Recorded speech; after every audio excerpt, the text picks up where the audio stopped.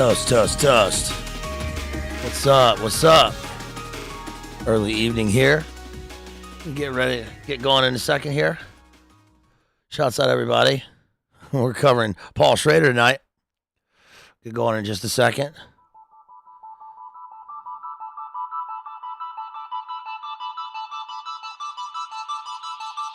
Here we go. God's Lonely Man.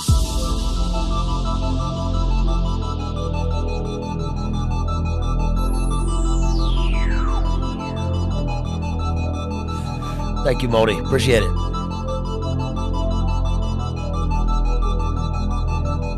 What's up, y'all?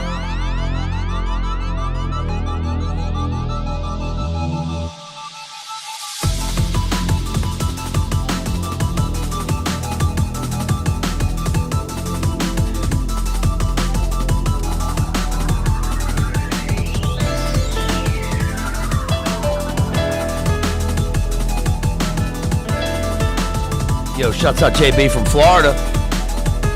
Just found the channel yesterday. Thanks, buddy. Appreciate you out there. Everybody new, welcome, welcome. Welcome to Hop Aboard. Today we're doing some movie analysis. Let's go. Get started in just a second here. Waiting for everybody to come in after running by McD's for their dollar menu.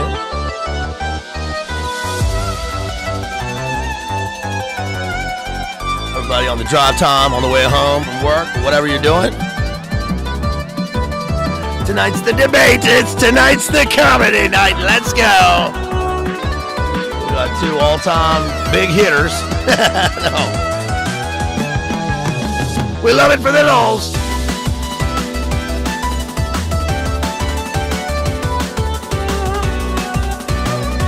It's called we do a little early evening streaming. It's called we do a little early evening streaming.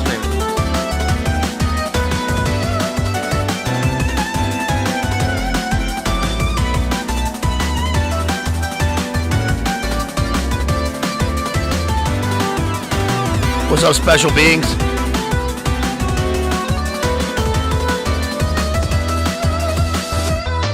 What's up, if you're strong enough? What's up? Shouts out to A Hero Emerges. All the Hero Emerges out there. That's right. Board Film Co-op. I agree. We're going to do a little Schrader streaming tonight. That's right, can't get fooled again. Shouts out to the members out there. Mr. Westford, hit me up afterwards, I'll let you know. Shouts out to Kristen out there on the drive home. Shouts out to Kristen on the drive home. Out there in a nice summer evening. Look at that nice American landscape. Kristen's a tree appreciator, if you didn't know that. She appreciates the trees. She's a nature enjoyer. As are we all.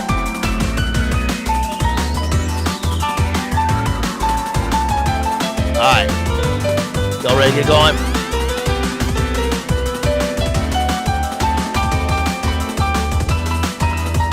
All right, that's Rooks G right there. If anybody asks, that's Rooks G. Listen, I got our friend's music credits right there in the video description. Channel. He's all over the channel. I mentioned him right now. That's ROOXG. If you don't know, you better ask somebody. That's our buddy. That's our music. That's our friend from French Canada, Rooks G. All right, let's go. Let's get this going tonight. So tonight we're covering early evening. We're doing a little early evening streaming. It's called we do a little early evening streaming. We're going to cover Paul Schrader. Paul Schrader. Paul Schrader is as our friend Port Film Co-op just said right there, a consistent director, consistent writer, one of the long time now Hollywood writers, came out of the 70s era, pre-high concept Don Simpson, Jerry Bruckheimer era Hollywood. We're talking about Paul Schrader, who really made his bones there with Raging Bull in 1980. Before that, Taxi Driver, done many films, Light Sleeper, Bringing Out the Dead, many films. And tonight I'm covering The Card Counter and Taxi Driver, 1976. Card Counter, what's that? 2021. Oscar Isaac, Ty Sheridan, and of course Willem Dafoe. Wake up!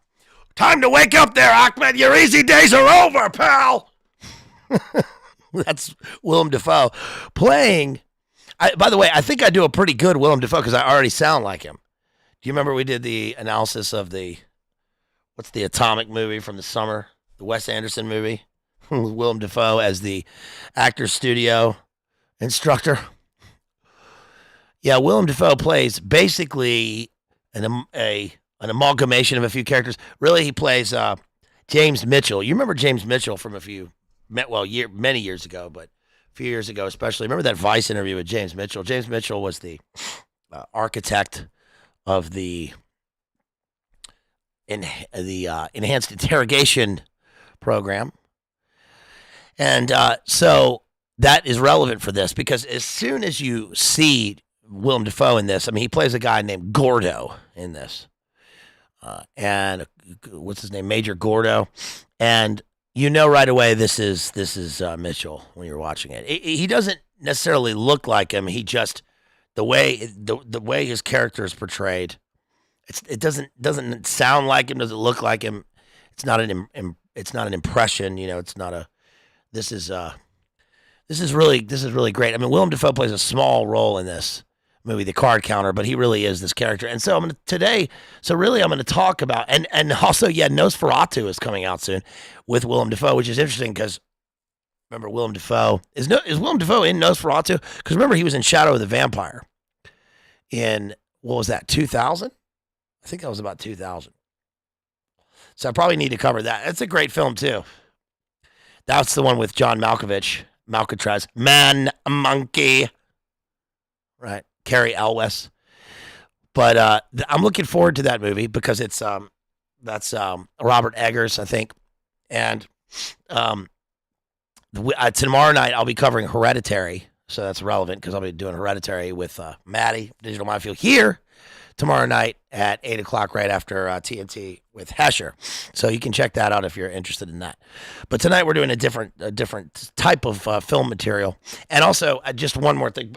Coming up soon, I'm not sure how I'm going to cover it, but coming up soon I'm going to be doing, I just talked about it in the last couple streams, but I'll be doing this book right here because it's just so amazing. So if I can recommend one book that I know you all will probably enjoy, that's not literature, but it is a philosophical analysis of a geopolitical event. This is really a geopolitical book. This is called Predator, Empire, Drone Warfare, and Full Spectrum Dominance. Of course, Full Spectrum Dominance, you think of William Engdahl, ENGDHA or DAHL. I think somebody asked a long time ago how that was spelled. But anyway, so I'll be covering that soon because I'm not sure how to cover this one yet, but I'll be doing that one. Probably just a straight up deep dive into it. But it's relevant because it actually inspired me to go back and rewatch The Card Counter tonight. So again, Card Counter stars Oscar Isaac, Willem Dafoe, Ty Sheridan, and what's her name? What's the lady's name? I can't remember the lady's name.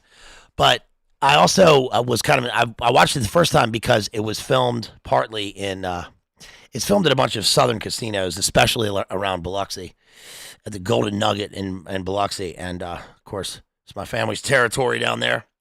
So I was inspired to watch the film. Now I lost my lighter. There it is. So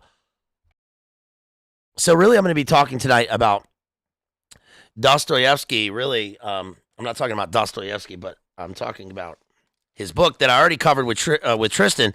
Now, shouts out to Tristan at Primal Edge Health because we covered this. I mean, this was like 2 years and 2 months ago, something like that, a long time ago. This was the Underground Man, Notes from the Underground. And, of course, this is highly relevant to Paul Schrader. So Taxi Driver and The Card Counter are both films that deal with the alienated man in the context of total war. Not just the war fighter, but really a total war. And by total war, I don't mean just actual physical warfare, but the existential rift that occurs in the subtext of the films, both in the past and in the future, and we lead to this sort of looming present where there's something off about the characters we don't know. And when we analyze films, usually it's important. It's like when we're doing literature. If you are writing about literature, if you're doing an analysis of any literary work, it's important to discuss the work in terms of the present. If you were writing, you would be talking about the present tense, even if the characters write in the past. If the narrative takes place in the past in a work of fiction, you would be talking about the present tense because the literature is happening now. It's working now. It's ever living. It's always happening now. So what's really interesting about these two films is that with Taxi Driver, we have Travis Bickle as a character who says, someday a real rain will come and wash the scum off the streets, right? God's lonely man. Loneliness has followed him everywhere, and we don't really know what that means. It's more than just a loneliness and a sense of melancholy. This is a dangerous melancholy with a piece of the puzzle missing, and we know that this is something we can read the signs and the symbols in the film for something in the past. I mean, he talks blatantly. Travis Bickle does about having been a Marine in Vietnam. This is, of course, just post-Vietnam War era in the 70s. This is like real Dave McGowan Program to Kill era filmmaking.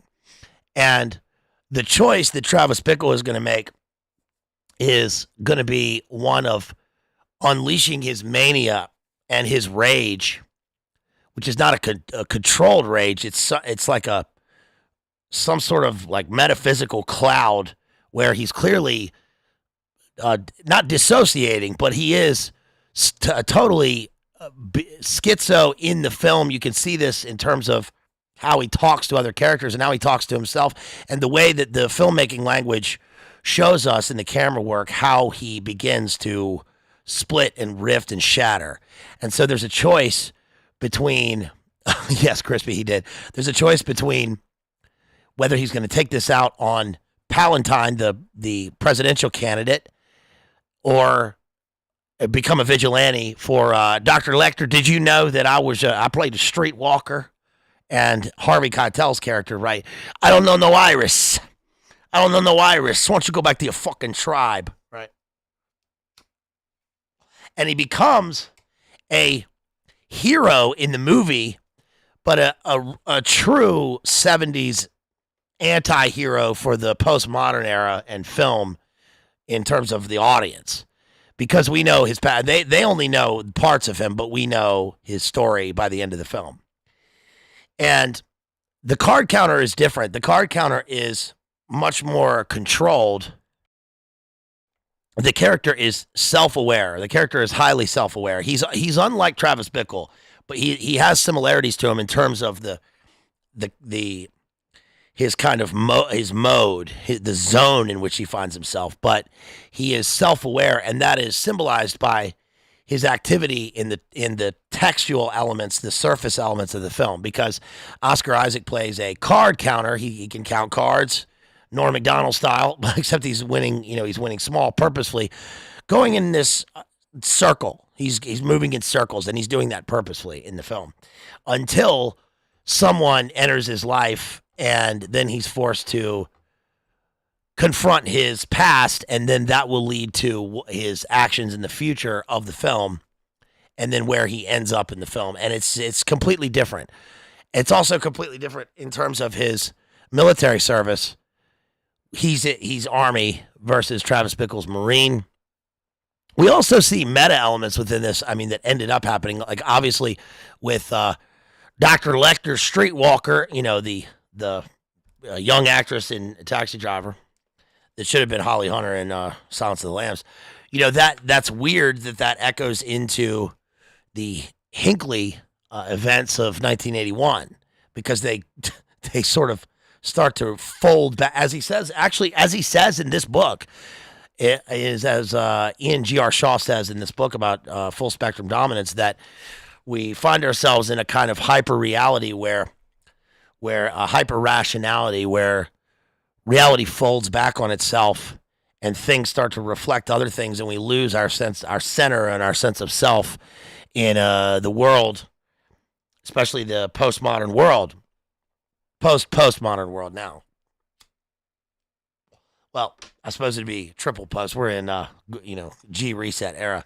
Anyway, I've discussed that before. So I think I'll start with the card counter here because most people have probably not seen this film, and it got various sort of varied reviews. I think that the critics liked this one more than the audience did. JB from Florida says, I don't understand fully what meta means. Well, that's a good question. I mean, meta is becoming an overused term. It's going to be a term that I'm going to start to not use anymore because it becomes almost irrelevant and cliched in terms of reflecting back on the world. But what I guess the easiest way to understand this would be the recreation of the awareness of things that have occurred. Okay, that's not easy. That's not simple. That's not simplistic. It would be like this. Okay, so the way that fiction and reality are two separate things. One occurs completely in the imagination, in the abstract, and one occurs, in real life, in the physical world. And yet, our physical lives, our physical world, we have concrete and abstract ideas and a notion of the way the world is. And not everything is completely empirical because we think things and we think in words, and we believe in concepts like love and hate and spirit, and those are all abstract terms, but they're as truthful as anything else. And so people will question as far as art goes whether art influences life, or Warhol style life influences art. But really, we find some sort of synthesis between the two. And the meta concept, this is not, I didn't make this concise at all, but the meta concept would be something like how Don DeLeo, White Noise, the book White Noise is probably the best example of this. How in postmodernism, people have become, they are sort of almost living a life in the third person in many ways. They are sort of going about in not a fatalistic, predestined way. That's not real, but that's the way people think that they're living. So you write a book in 1984 called White Noise, and it's about a toxic airborne event. And then in reality, there is a toxic airborne event that occurs in the same place, in the same town where they filmed the movie, and everything repeats exactly as it did in the work. And that's not like it's not like a metaverse, like a simulation, but it almost seems that way. Or it's like how a simulation goes live, and you can't tell the difference between what's real and what's not anymore. I think, if that makes any sense.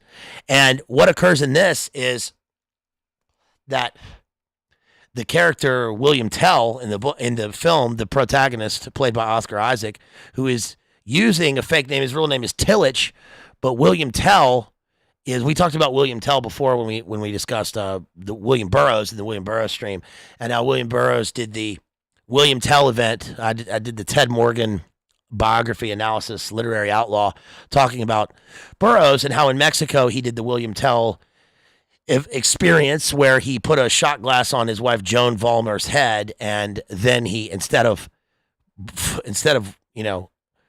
succeeding, or maybe this was a success for him, he accidentally or purposefully smoked his wife, and so the game goes live and becomes real.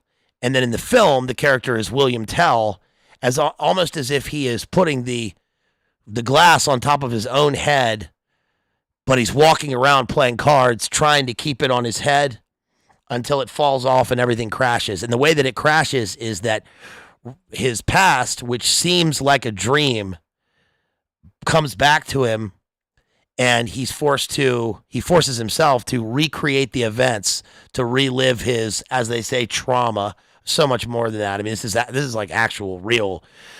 Again, another cliched word, but this is a real trauma, and he relives the experience with Willem Dafoe's character. Okay, so William Tillage, or William Tell, as he goes by, Bill Tell, is Oscar Isaac, and we see him playing cards in really, third level casinos all around. He's not in Vegas. He's supposed to go to Vegas to go to the World Series of Poker at the end, and then, he's supposed to go to, it's not even Atlantic City. We're talking about smaller casinos. We're talking about Golden Nugget, Biloxi, and he is going around playing small hands. He plays blackjack at the beginning of the film, but he's playing small hands to win small, to sort of stay off the grid, under the radar. And then he'll go and he'll rent a motel room, pay cash, rent a motel room. And when he goes into the motel room, the most striking thing in the film, at the beginning of the film, is that when he goes into his motel room, he has two bags with him. And he has a suitcase, and he's got like a leather doctor's bag. We don't know about that yet, but just from the silhouette of the film poster, you sort of think, is this an Always Sunny in Philadelphia? My tools. I need my tools. A Ted Bundy bag. Well, it is. Of course it is. But when he opens the suitcase, it's full of. He opens the suitcase on the bed. He walks into the motel room, and first thing he does is he takes the pictures off the wall. Then he takes the phone, he unplugs the phone, unplugs the radio, and puts that away. And we're thinking, is this some sort of OPSEC? Is he taking stock of his surroundings, making sure nothing's can spy on him, making sure there's no bugs? What's he doing? Well, he then opens the suitcase, and we see white. We see a bunch of white. We don't know what it is yet. These are white sheets. Takes out the white sheets, and he goes through a hyper real OCD ritual of wrapping everything in the room in white, and then tying it with kind of like burlap looking cord. He wraps string around everything and ties it in a particular way, ties everything up, sits down at a table, it's all in white, and he begins to write notes in longhand. And this reminded me of both, Jason Bourne in the second Bourne movie.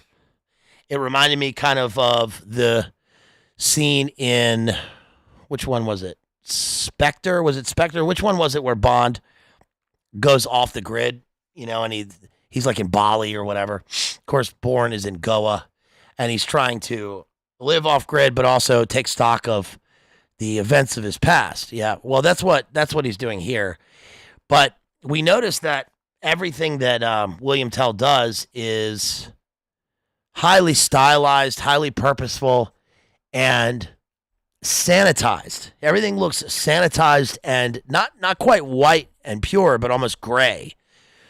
His demeanor and his attire he's got sort of gray hair. He's got a particular haircut, gray hair. And he's got these clothes that are very, very much like the gray man. He sort of fits in everywhere. Doesn't do anything outlandish. He always has his poker face on, essentially. We don't know what this is, but eventually he's going to be met by, he'll be in one of the casinos, and he'll walk into a presentation. You know how casinos have presentations, right? Including by military industrial complex people. This happens all the time. They have this big functions in Vegas all the time where, all the MIC people go, and it'll be a weapons contract convention or whatever. And this one has, of course, Willem Dafoe standing up there at the podium, and he's giving a speech. Here he is, right here. That's Willem Dafoe giving a speech. Again, muted colors here, lit up from the bottom. He's got his colored shades on. He also looks like a military industrial complex CIA psychiatrist, essentially, with the American flag kind of draped over on the side, almost out of frame. Gray two-toned background behind him.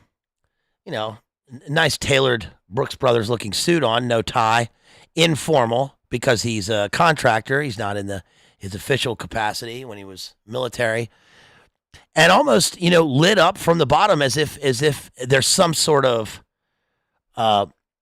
we don't know what this is yet, but we get the feeling this is a sinister character. Like he's just kind of coming out of the shadows here and just being lit up enough to see who he is. And he's giving some sort of, goblin talk about contracting.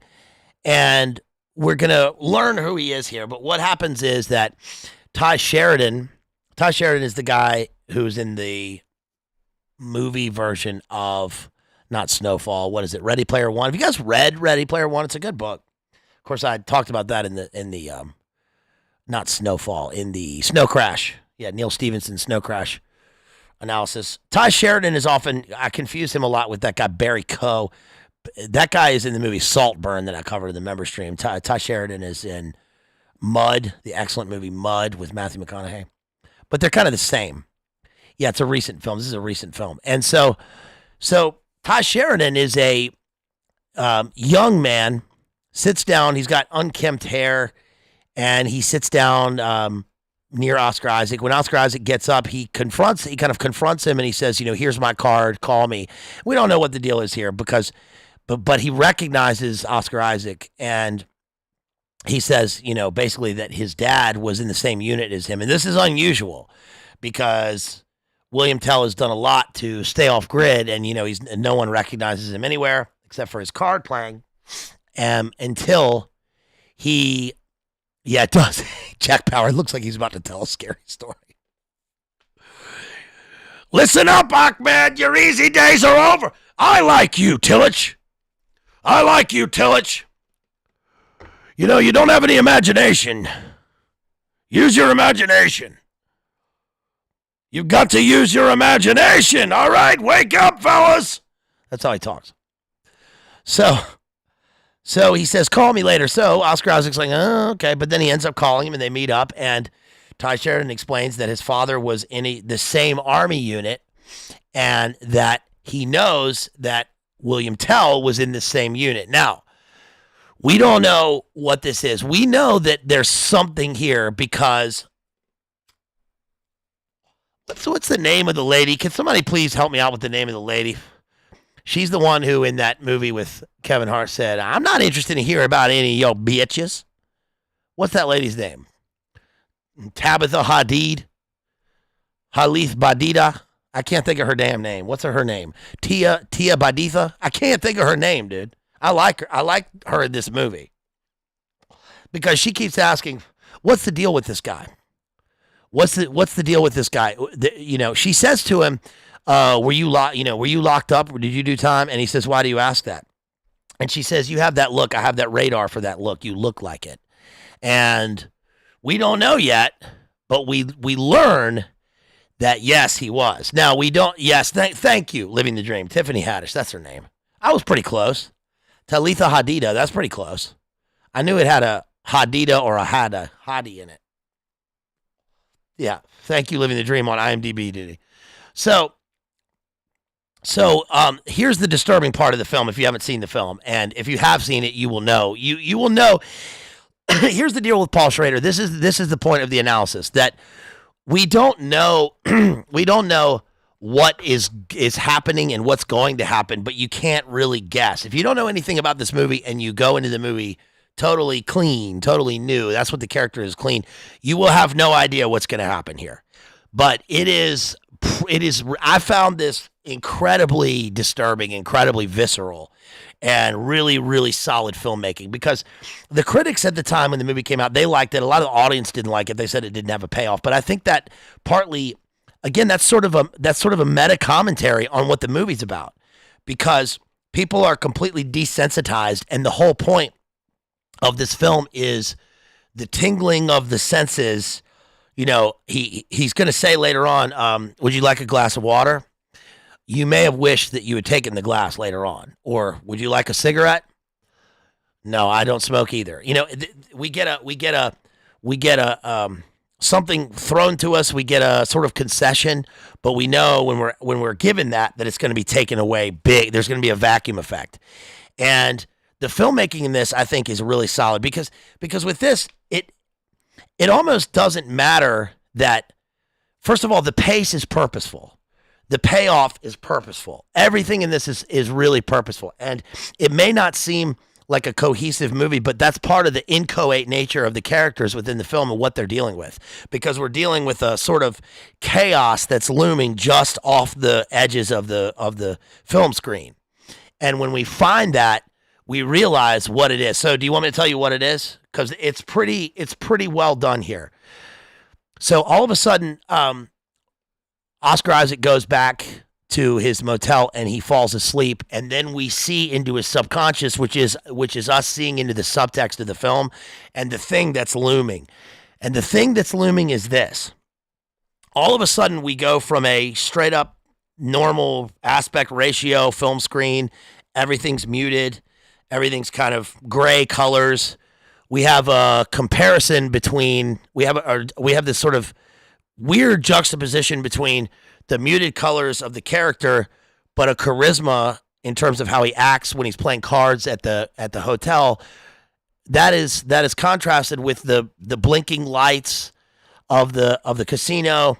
They go to the botanical garden. They go to the light show at the botanical garden, and everything seems sort of electric on the atmosphere, in terms of the atmosphere. But we have to fit all that into one frame. Well, when he dreams, all of a sudden we go into a 280 degree, it's supposed to be 360 degree because we're looking at a flat screen. So it's like a 280 degree vision of first person walking into what's clearly Abu Ghraib. And it is really, really strong. Because Schrader mentions before, so as the writer, what he ends up doing in this is he immediately gives the audience the sense of smell and sound that we really can't get from a film watching the film. So he manages to somehow cross the boundary into our real life, into a three-dimensional life from a two-dimensional screen. We feel like we're in it. And we can imagine, at least I did watching the film, I can imagine exactly what it smelled like, exactly what it sounded like. And later on, he's going to say this in a monologue, which I'll try and find the monologue that he gives, because this is exactly what he does, what William Tell does, Oscar Isaac. But we walk into it, and all of a sudden we are in brown, rusted blood, yellow, Abu Ghraib, steel and metal and concrete everywhere. And there's metal. There's loud metal playing, and the senses are overwhelming you. And we walk into the prison. We walk into the prison, and we go through it. We see soldiers. They got camo pants on. They got their shirt on. They're wearing gloves, and we see we see the things that they're doing at Abu Ghraib. One guy is on the ground. One guy, there's one guy is being held in a corner. There's a dog barking at him. Another one, they're yelling at. I mean, there's a guy who's clearly covered in excrement, who's slipping and falling and running into the middle of the hallway. And we take a vision walking through the cells, like we're walking through a Caravaggio painting, or like we're walking through, almost like through Hieronymus Bosch or something. And it's hellish. It really is hellish. And then all of a sudden we go back into the real world, and everything's fine. And we're living this, we're living this world of this character. We know this is his memory, and so we begin to understand this. And the crazy thing is that as Ty Sheridan's character is a secondary character in the film. We're following the protagonist, William Tell, but we kind of are there for Ty Sheridan because we want to know what happened. We want to know, but we don't want to know. And Ty Sheridan's character says basically that his dad was there, and he tells him that his dad was prosecuted as one of the, I think, 19 people that were prosecuted in the films and the tapes and the pictures that leaked. But this guy Gordo, Major Gordo slash Mitchell, I guess, was not. And so Ty Sheridan's mission is to find Oscar Isaac. He needs somebody to guide him on how to find him, and he wants to take his revenge. And Oscar Isaac tells him, "Look, man, you are." He basically looks at him and he says, "You are soft. You are completely unprepared for what you're dealing with. You have no idea." And it's funny because Ty Sheridan's character looks, he's kind of jacked in this. We're used to seeing him as younger, but he's got this sort of unkempt hair, unkempt appearance, and he appears to be, he continuously talks about the internet, and it's like kind of a schizo poster trying to take it into real life. And we get the feeling that, like, when you're confronted with the real thing, you haven't lived life enough to know what this is. And so he tells him, yes, Jethro, exactly, great point. This is extremely timely. It is timely because of Assange. I saw Assange getting off the airplane in Australia.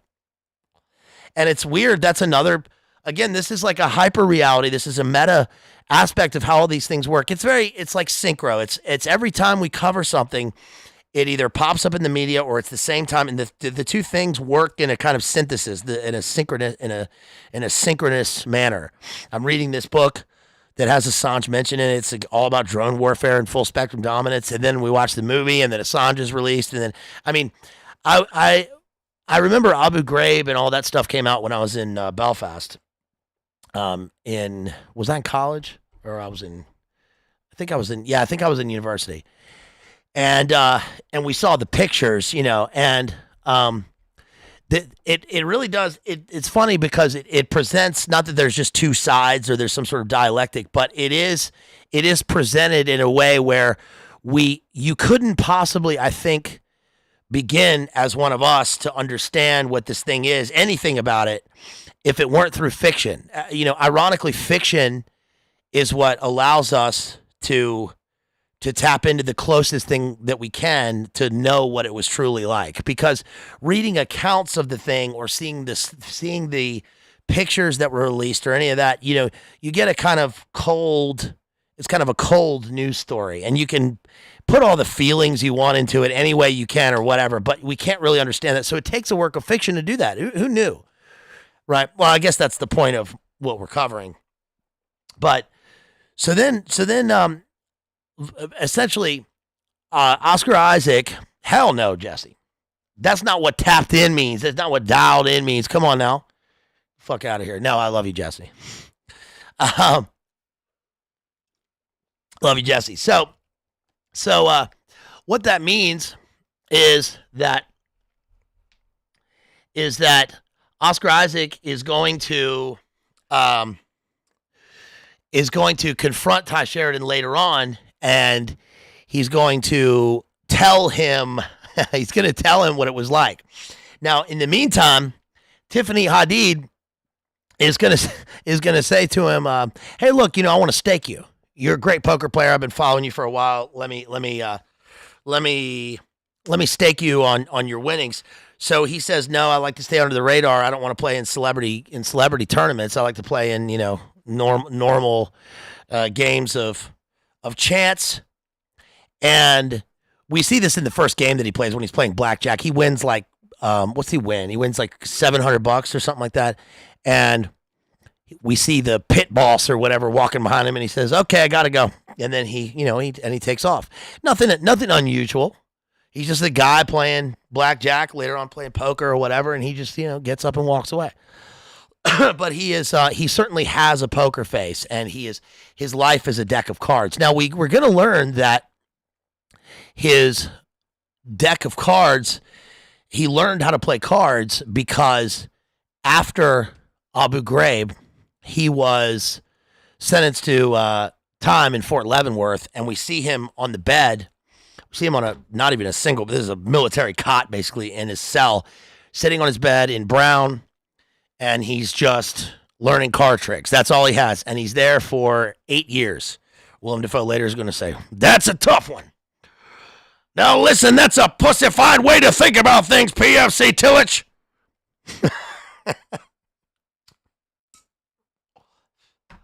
But we learned that when the revelations were made that Gordo disappeared, he originally was trained at SEER school, right? Escape and evasion. He was CIA contracted. They needed a way basically to, yeah, that's what he says in the movie. And you believe it when he says it. He's the type of guy that would say that in the movie. But they need a guy that will go to a place like Gitmo and will get results in terms of their interrogation because they're not getting anything. Enter Gordo. Gordo is a product of a kind of Klaus Barbie-esque school of interrogation, as they say. And he knows how to get results. And they basically, as it says in the movie, they reverse engineer the escape and evasion training for these spec ops guys who they show some of the training, and this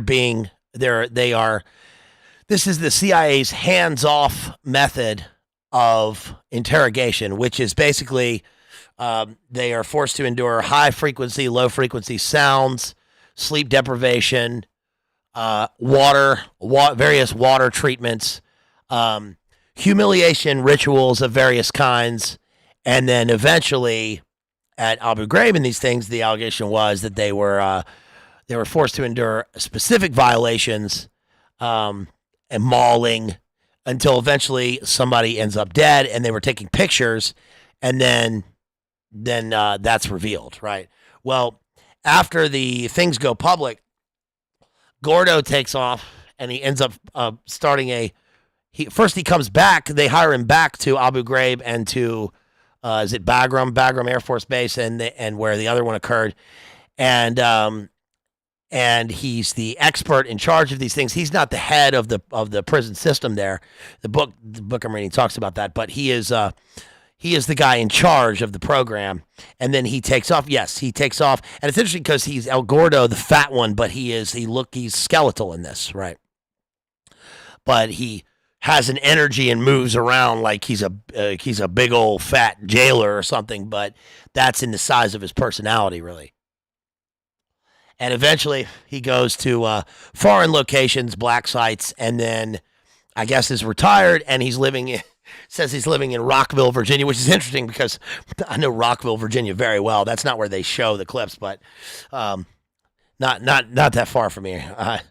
I've spent a lot of time in Rockville, Virginia. That's not, but it is interesting that they have him there. I think the real Gordo is like he says in the documentaries. I won't say where, but he said he's somewhere up in Northern Virginia, not down here. But anyway, he looks like he would be that character. I think he walks off with he had an $80 million contract or something.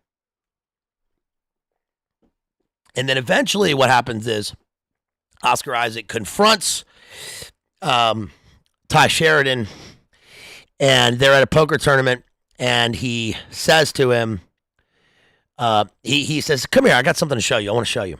Because Ty Sheridan becomes his side man, and they are, his wingman. They're going around to these various casinos, and we learn later on that the reason William Tell is doing this is because he gets in the celebrity tournaments and starts earning money because he's going to fund Ty Sheridan to walk away from this whole thing. He gives him enough money.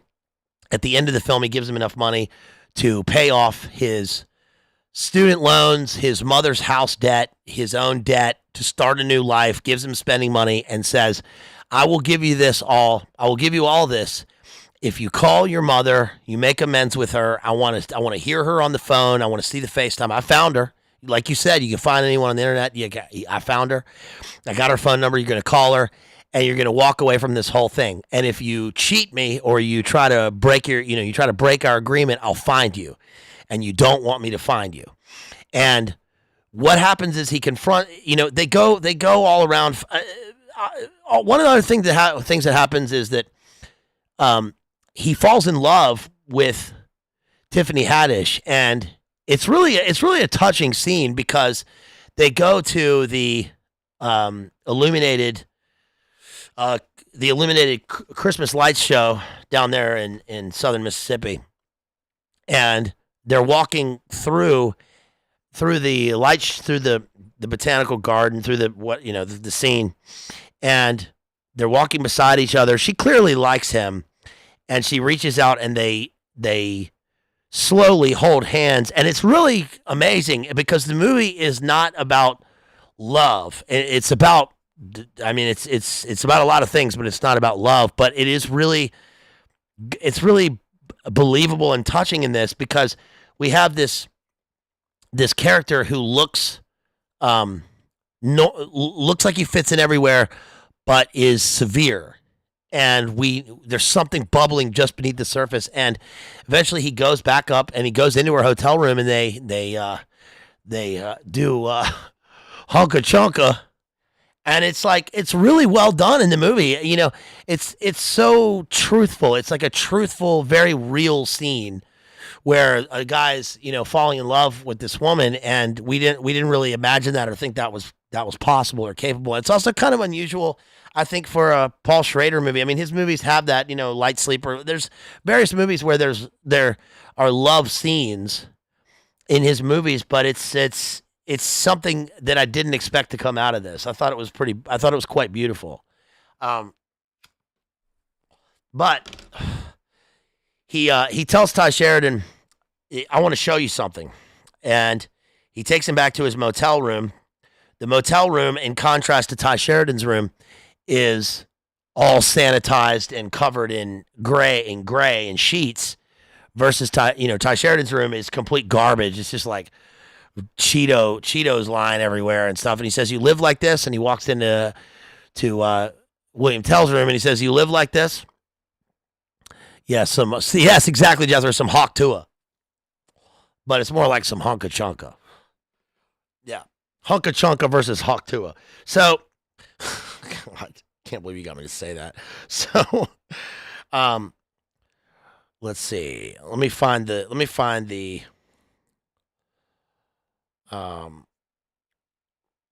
I've got the script here.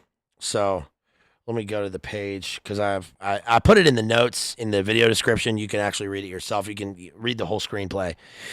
But on page 39, I think, is where he reads this. Yes. Okay. So first they are at a diner, and he says, you want to know what happened, don't you? And he starts to describe it, and in the flashback scene, this is where Oscar Isaac is really, I think, pretty great. And it's strange because there are elements to this and to Taxi Driver that actually cross over with the movie Drive. Albert Brooks is in Drive and Taxi Driver, and there are elements of, again, the alienated Sigma walking around, and there's something bubbling beneath the surface. And here's what he says in the monologue. He says he's talking to Cirque, who is, again, Ty Sheridan, and he's asking him his plans for what he plans to do. And he starts telling him about, have you ever heard of a tilt?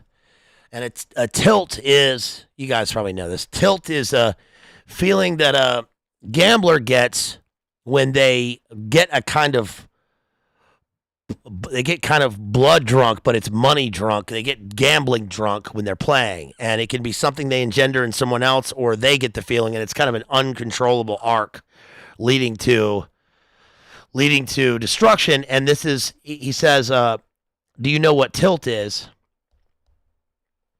And Cirque says, yeah, it's when a gambler's acting kind of out of his zone. And that's a stand-in for how he works in, yes, Isaac is in Drive as well. That's great. And on tilt, says Mark Turner, good call. Wow, great call. That's a great catch. And he's acting out of his zone. And what happens is when he's in the restaurant telling him about this, he's asking him what you plan to do. Of course, Ty Sheridan plans to like tranquilize Gordo and then tie him up and do something. And he's like, you're totally out of your element. He asks him about his father, and he says something about, like, Cirque says, oh, he was going to put on one of those green military sandbags. They sell them on eBay. He's going to black bag him. Right. And Tell says, you hear this? He says, you hear about this from your father. Cirque says, no, he never talked about it. He kept it in the inside. Tell says, he beat you? He says, that's in the past. Tell says, the body remembers. It stores it all. The body remembering the things that the mind doesn't is incredible. That's an incredible line because, again, this is the sort of, it's not DID, but that's the same sort of territory where we talk about, dissociation. But this is a purposeful dissociation here, a conscious dissociation versus an actual one. And then Cirque, he says to Cirque, do you want to hear about it? Does that interest you? What? You know what? You're dying to hear.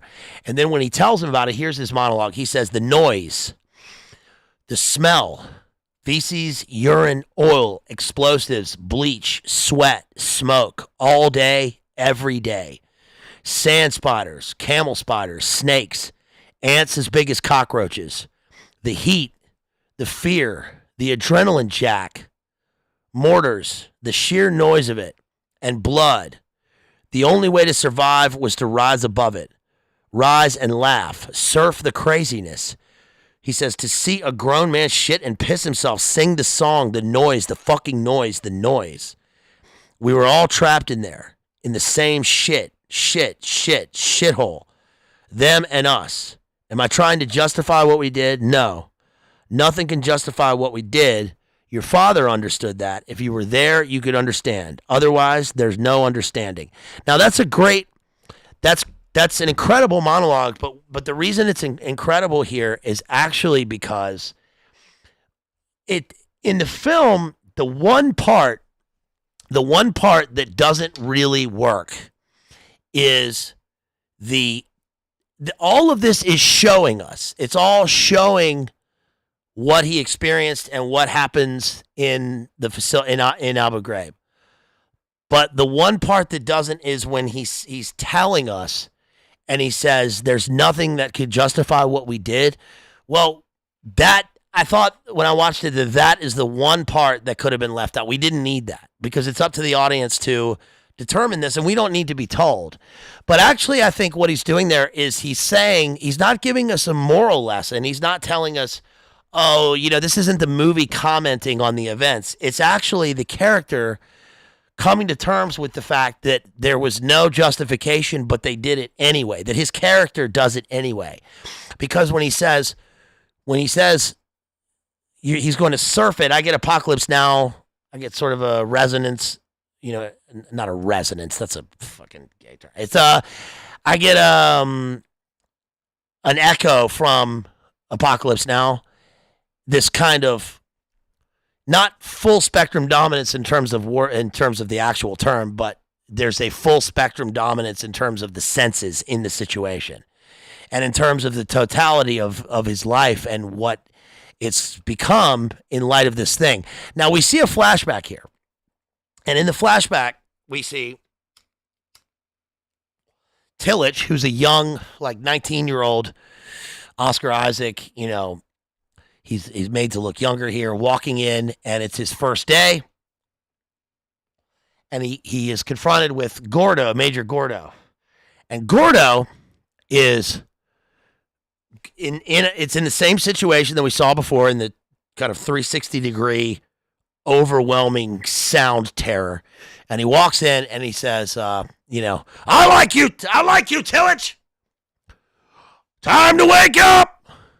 Time to wake up. And he is relentless. And he tells him that basically there are no rules except for the rules that he demands. And the rules are that he says you lack imagination. And so then we see Oscar Isaac getting full reign of his role in the prison. And it's really, I found this to be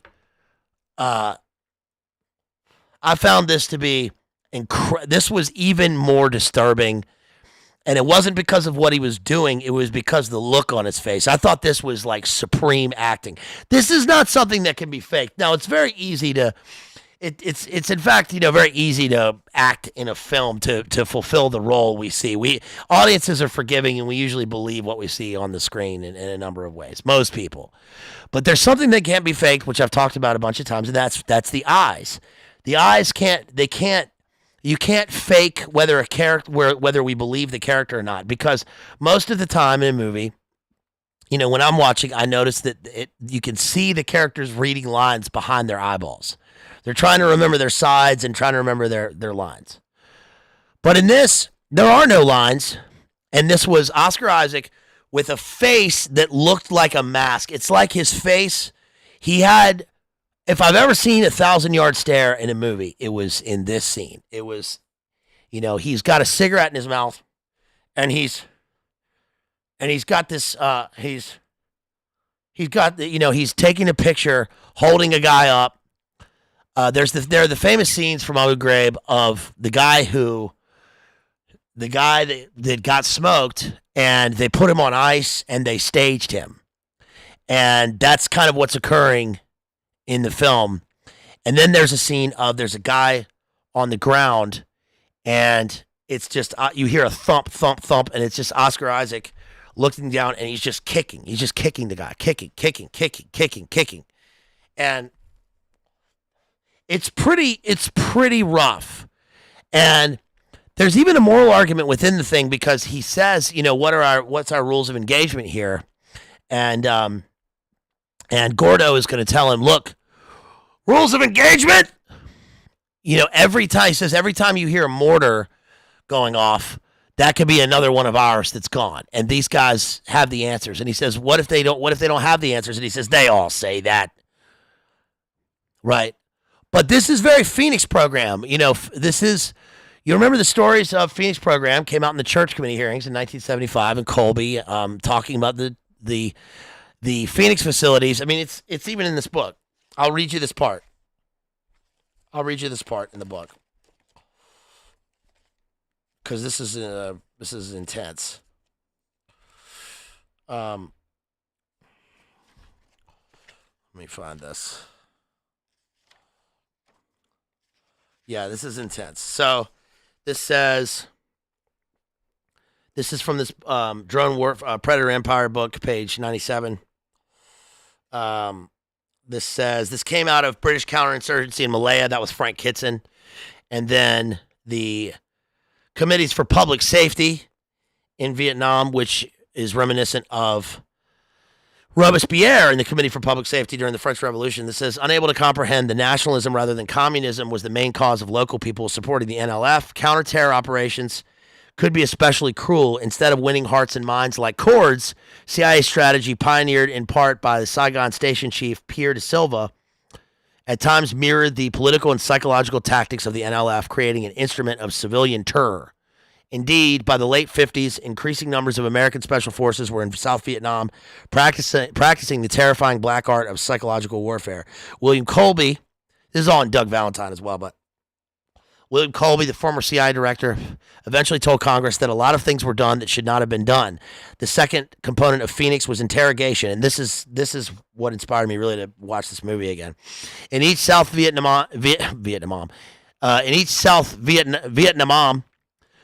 province, a detention and interrogation center was constructed called a Provincial Interrogation Center, a PIC. This is Stockwell talked about this as well. PICs were funded and supervised by the CIA. They were reportedly the site of horrific crimes carried out by South Vietnamese officials, including R-word, gang R-word, R-word, R, the bad R, using eels, snakes, and hard objects. R-word followed by murder, electrical shock, waterboarding, dog mauling, and good old-fashioned beatings, he says. According to the CIA's own estimates, anti-infrastructure operations neutralized around 80,000 VCI. Although numbers are contested, up to 46,000 people were killed under the program. Tragically, as Jane Mayer reveals, quote, a Pentagon contract study found that between 1970 and 1971, 97% of the Viet Cong targeted by the Phoenix program were of negligible importance. Goes on to talk about Alfred McCoy, SOG, McAfee SOG, and then goes into the shadow government and NLF and Cords. But remember that Colby had that statement that Yeah, rope. Yeah, let's say rope. Colby had that statement that Colby had this statement that when they asked him about the number of people that were affected by this, they said, I don't know if, I think over 1 million, probably 1 million, 2 million were put through the murder ring in Nam, and then the number that went through the Phoenix program, PICs, was about 80,000. And he says the number of people that survived these facilities, and he says none, zero. So of course, when we see Oscar, shouts out to Crucible Crew right there. Shouts out to Rachel, Andy out there. When we talk about the facility, especially at Bagram and Bagram and Abu Ghraib, what happens with Oscar Isaac in here is that he becomes a completely different person in this.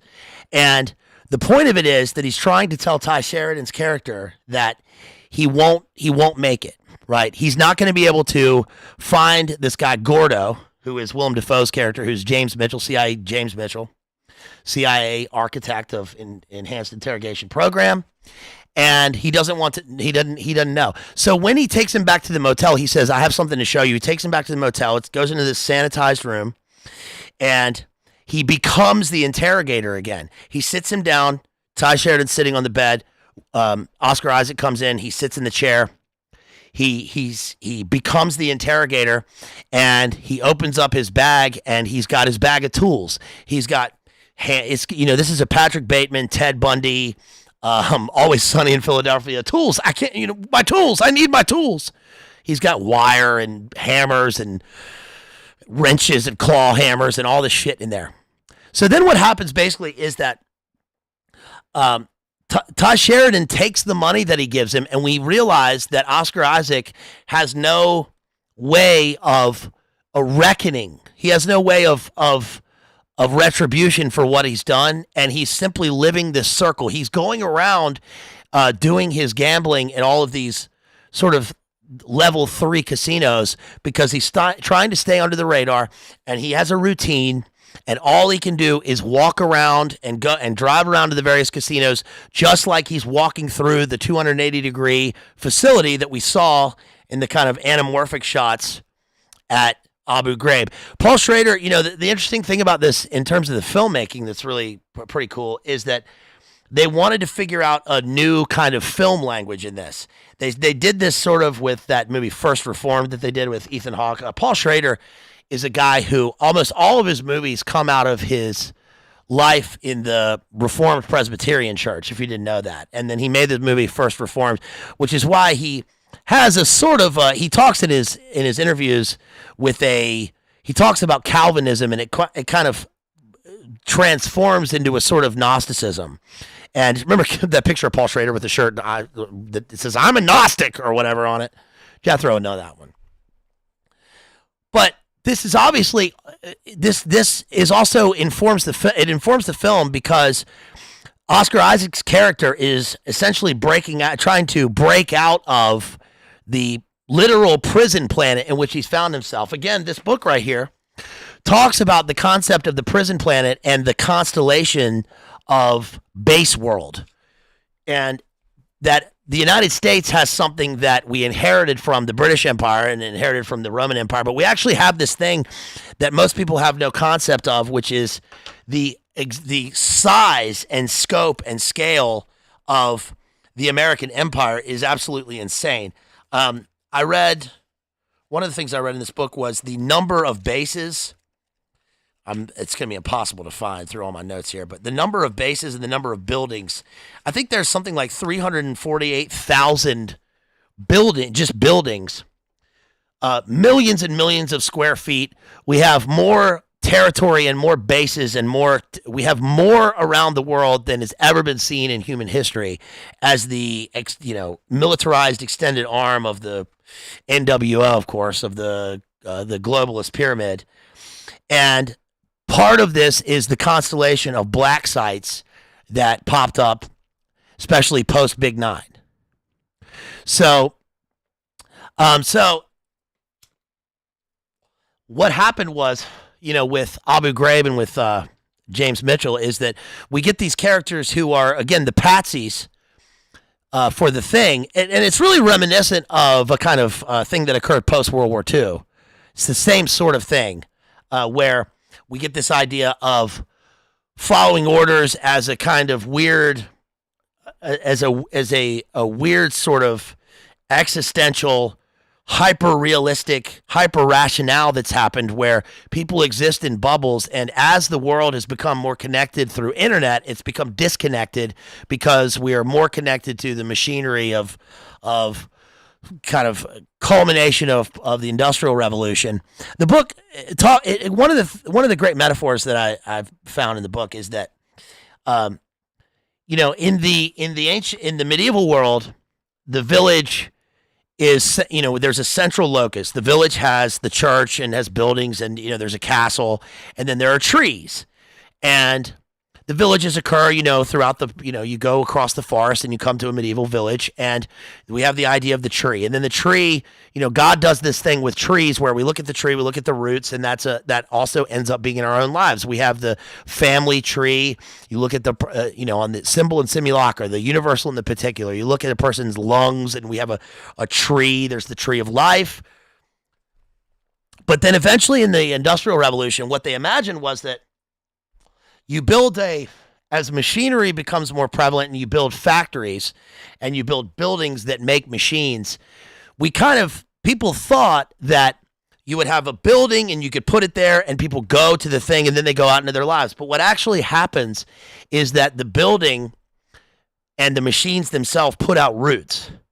So the buildings and the factories start to swallow up the surrounding countryside, or the city, you build the city around the factories, or they put out roots, which are more like tentacles. And so people's lives become attached to machinery. Now, I'm not saying there's anything evil with machinery in terms of its nature. I'm just saying that in terms of the way people end up living in a kind of unconscious manner, dreaming about our DNA becomes attached to the symbol, the literal objects that we deal with every day. I think the inflection point with this will probably end up being the point at which people start to dream about using cell phones. That'll be a kind of a disturbing point that we end up, if we get to there as human beings. I still don't think that that's happened yet. I don't know anybody, for instance, personally, like anecdotally, I don't know anybody that's ever dreamt about their cell phone. I've never seen a cell phone in my dreams. I think that'll be the point where we really start to go, where reality starts to fold on itself and we're really in trouble. But what's this have to do with the card counter? Well, because that's exactly the way that Oscar Isaac is working in this. He is going in this sort of eternal circle, just trying to find his way out of a maze that he himself has put himself into it, and he is drawn back to prison. His whole thing is recreating the very experience where he was the imprisoner, and then he becomes the prisoner. So it ends up that Ty Sheridan, whom he pays and says, go off and find your mother, live your life, don't go do this vigilante thing that you think you were going to do. And then Oscar Isaac goes and he goes and plays his game of poker in the celebrity tournament. But somewhere right in the middle, right before he's probably about to win the poker tournament, he experiences some sort of psychic rift, and he realizes that something's wrong, and he gets up, he goes back to his motel, he checks his computer, and he sees that his wingman, his protege here, because Oscar Isaac is a kind of protege of Gordo, and then Ty Sheridan becomes his protege, has gone to Gordo's house, and he has tried to smoke him, but he had a pellet gun, and that Gordo fired back, and like he predicted would happen, he's gone. He's been smoked. So now Oscar Isaac drives all night, and this is the thing that happens in Taxi Driver, which I'm going to get to next, where he's on the highway and the brake lights and the highway start to kind of fade. And now we're in a sort of dream world where we're just on automatic pilot. And then he ends up at his house. Gordo walks in and Oscar Isaac is sitting there. Gordo's house, by the way, is completely sanitized in gray, just like his house is, or his motel rooms. And we wonder whether Oscar Isaac did this, but we assume that this is a training that he learned from Gordo. So Gordo already lives like this as well. These are the trappings of the ritualized life that he's been initiated into as part of this guard unit. And he tells him to sit down, and he says, he's holding a piece on him. And he says to him, look, the guy who came here was going to smoke you. His father was so-and-so, whom you also trained. Do you remember me? And he says, Tillage! And he says, yeah, he had to do time. He did 8 years, and he says, that's a hell of a thing. And he ended up smoking himself. And he says, so I assume you're blaming this on me. That's a pussified defense, PFC Tillage. When you see the character in the movie, look at his character right here. When you see him in the film, you would totally understand. Here he is when he says it. You would totally understand that's what he would say. It's exactly what he says. So then Oscar Isaac says, we're going to go into the next room and we're going to basically reenact and perform the ritual. And at this point, this is this is like Martin Scorsese's Taxi Driver that Paul Schrader wrote. Here, instead, there's a scene in Taxi Driver where we see the hallway.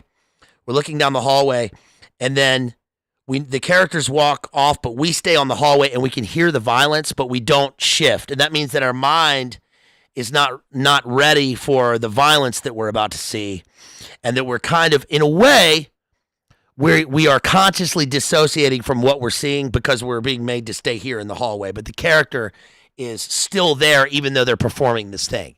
So we see that in the living room. We're looking at the living room, and we see the two characters walk into the other room, and as soon as they walk in, we hear a and then we see a fade, and then it turns into daytime, and then only Oscar Isaac emerges. But it's weird because when he emerges back into the living room, he almost looks like Gordo. We can't really tell which character is which, as if the two characters have sort of merged. He gets on the phone. He calls Big Nine. They come. Next scene we see is he's back in his cell at Leavenworth. Now, there's another scene at Leavenworth that's interesting, which is where they are in essentially the triangular panopticon, right, in the common area, which is all angles. And there's a bunch of characters. These are jailed military characters sitting at tables. Oscar Isaac sitting next to a black guy. The guy is just eating up. He's just eating. And Oscar Isaac is not eating a thing until he reaches over and he takes like one of the guy's potatoes, and the guy says, "What the fuck you doing?" And he gets up and he punches him.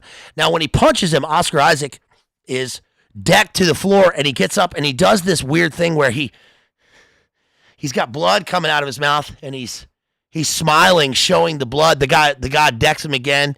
He gets up, and now his eyes all busted, and he's smiling. And this is him taking he has become the prisoner. Literally, he's become the prisoner in the military prison that functions as simulacra for the black site prison, and the Trocher prison, where the roles have reversed.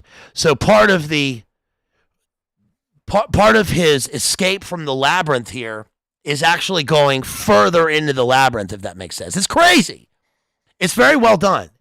And the resolution of the movie, the climax, is essentially that he gets a visitor. He's back to playing cards, and he's got a visitor, and this is Tiffany Hadid or whatever. And they don't say anything to each other. They're looking through the looking glass. Now they're on opposite sides of reality. She's free. He's in the prison, and all we see is a profile shot, and she puts her finger on the glass, and he puts his finger up, and they are touching their fingers through the glass. And so he has, it's a paradox. He's found love, and he's free, but he's only free as a prisoner within the labyrinth, but somehow his mind is free because he has slain the Minotaur, and the Minotaur is both Willem Dafoe and himself. And it's a long held shot, but this is a good movie. This is a good movie. Again, it's called The Card Counter by Paul Schrader. As far as filmmaking goes, one of the interesting things about the filmmaking process here is that there are clearly like only a few takes with the movie. The movie begins with it's got credits for all of the producers. It's got I think it's got the record for the most number of producers on this film, which include Martin Scorsese, but it's got like 20 or so executive producers on the film, and I think the financing was pretty tight. So Schrader does a thing where there's only 2 or 3 takes, which is dangerous in a movie if you don't have the right actors in a film, because it can all go horribly wrong, or this can be a kind of there can be a kind of spontaneity with this, and a kind of truth that comes out with, you've got one chance to make it, which is actually reflective of the thing that they're portraying in the film. So that's The Card Counter. Now, the next film, by the way, thanks to everybody who's here. Please make sure you smash that like. Yo, you can donate, you can super chat, you can ask questions using super chat. You can hit the links right there. Jethro and there's Mixkey Technoir Graphics. There's Jason out there, and the mods will hopefully put up my links for me right there in the video description and the channel description. Thanks to everybody who's here. I wanted to bang this one out of the way before we get to listen. There's been a witch hunt tonight with the what's the deal with straws? The big main event tonight, the big cultural event, which will be funny. So we'll see. Hey, Jack, listen up, Jack. Right. The main event at 9:00. So listen, the next film is obviously Taxi Driver. This is 1976. This is kind of the main event. And, this is one of the films that you really have to cover if you're doing literary or film analysis, because obviously there's a lot of hype about the movie, and it's an extremely well-known movie. I assume probably everybody in the chat, everybody watching this has seen Taxi Driver. If you haven't, that's okay. But I would recommend seeing it. It is one of the great films of all time. Now, I do think that there is something incredibly damaging about this film. There's something that's always bothered me about it and that I don't like. And here's what I don't like about Taxi Driver. Taxi Driver is really, in my opinion, besides Apocalypse Now, which is kind of on the opposite end of the spectrum here, Taxi Driver is really about it's kind of an apotheosis of what Dave McGowan says about the point of the Phoenix program and Program to Kill, which is that Phoenix program and Vietnam really exist. This is one take, but Phoenix program and Vietnam really exist as a kind of war game, and the purpose of it is to take the lessons from the cybernetic warfare and the ultra hyper futuristic warfare in Southeast Asia and bring them home. So it's a practice for eventually what's going to become, and that is obviously now. We surely see that there is certainly a truth to that now, because of everything we've been through in the past few years. All of those things are now. So one example of this, again, this is from Ian G.R. Shaw's book, which is called Predator Empire, Drone Warfare, and Full Spectrum Dominance. One of the things that he says is that, one of the lessons they learned is that we think of Operation Ranch Hand, which is the Agent Orange defoliating of the jungle in Vietnam. The narrative that we're given with that is essentially that the military wanted to bomb and mortar the hell out of the landscape so that it would bring the VC out of the tunnels, and that they'd be easier targets to fight with. It would make it, resemble a traditional chessboard landscape, right, where we could use heavy artillery and tanks, and we could have a more of a visually effective design upon the enemy. But the reality is not that. The reality is that at the time, there was a program called Igloo White. What Igloo White did was it established gigantic electromagnetic dome over Southeast Asia. This is real. This is an actual thing. And they did this through dropping one of the things they did, which wasn't successful really in Vietnam, but has become the sort of modus operandi, is that they dropped millions of sensors all over the rainforest after the defoliating process. And so they created a kind of cybernetic grid where everything could be computerized and mapped. So the point of that, dealing with drone warfare, is that making domes over everything provides for targeting, which in the post-modern world, in the hyper-realistic, hyper-futurized war of now, every person everywhere is a potential drone target. And not just with reconnaissance and surveillance, but we see this in terms of surveillance now, and this is bottom up, top down. So we have a device that we carry around everywhere that allows us to be tracked with geolocation and the NGA mixed in with drone warfare, and it becomes a kind of grid system.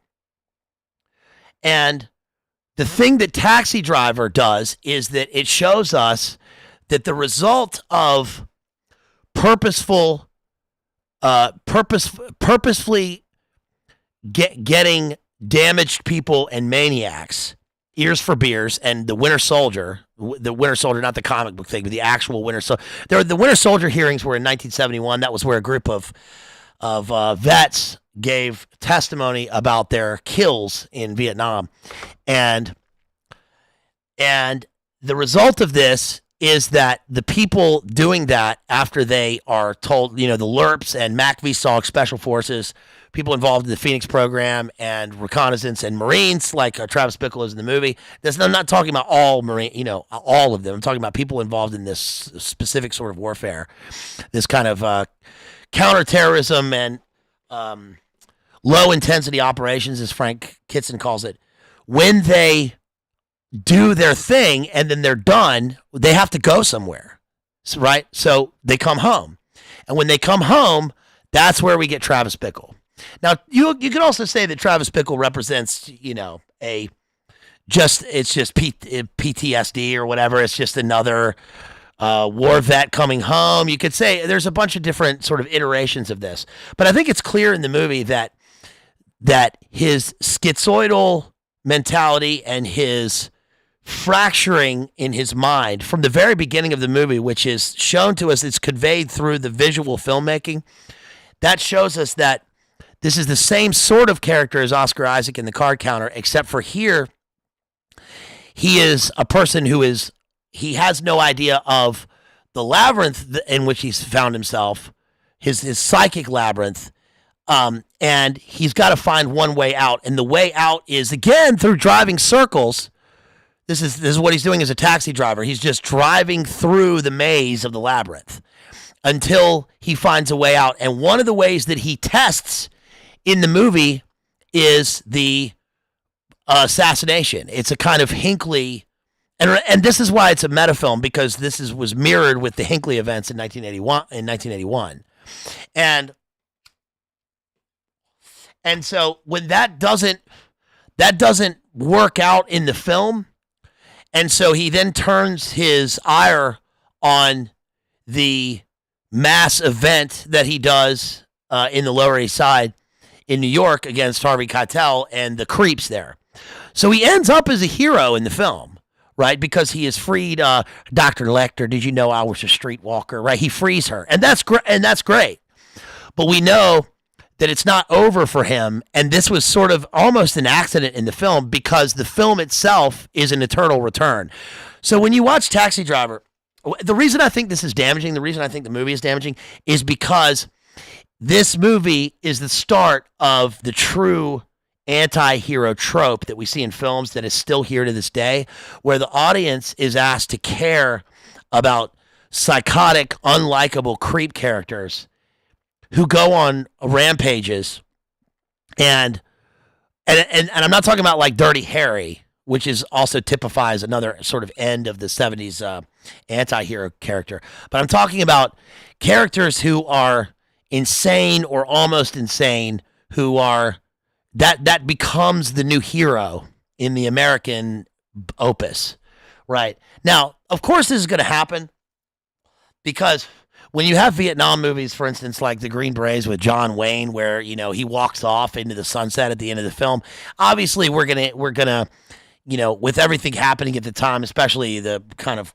culture creation and programming that was happening, where everybody is taught to untrust themselves and the system, that's going to happen. And there's not anything wrong with not trusting the power structure, but I'm talking about the destruction of the family unit, right? The destruction of everything that we hold dear in society. And these characters function, these anti-hero characters ultimately function as symbols of doing that in films in general. Not really Taxi Driver so much, but they end up doing that, right? Now the American thing is, we find our heroes in a lot of outlaws, and that's great. I mean, that's fine. Jesse James characters who, fight against the fucking thieves and the creep system and all this shit. That's fine. But an outlaw system where the characters are as dangerous to us. I mean, the Dave McGowan characters are not our friends. Right, these are people who are programmed. They're programmed to kill, and that is kind of what Travis Bickle ends up being. Now, the movie begins with Bernard Herrmann's score, and this is a really famous score. Bernard Herrmann did Psycho, and it's this echoing score. You hear this music where, first of all, it begins with a dreadful note, and we get this kind of echoing snare drum. And what I realized on this time around on a rewatch is that the snare drum is obviously supposed to be militaristic. It's a kind of military parade. We get the feeling like we're watching a military parade, like in reverse, and that we have just literal echoes of Travis Bickle and his military experience.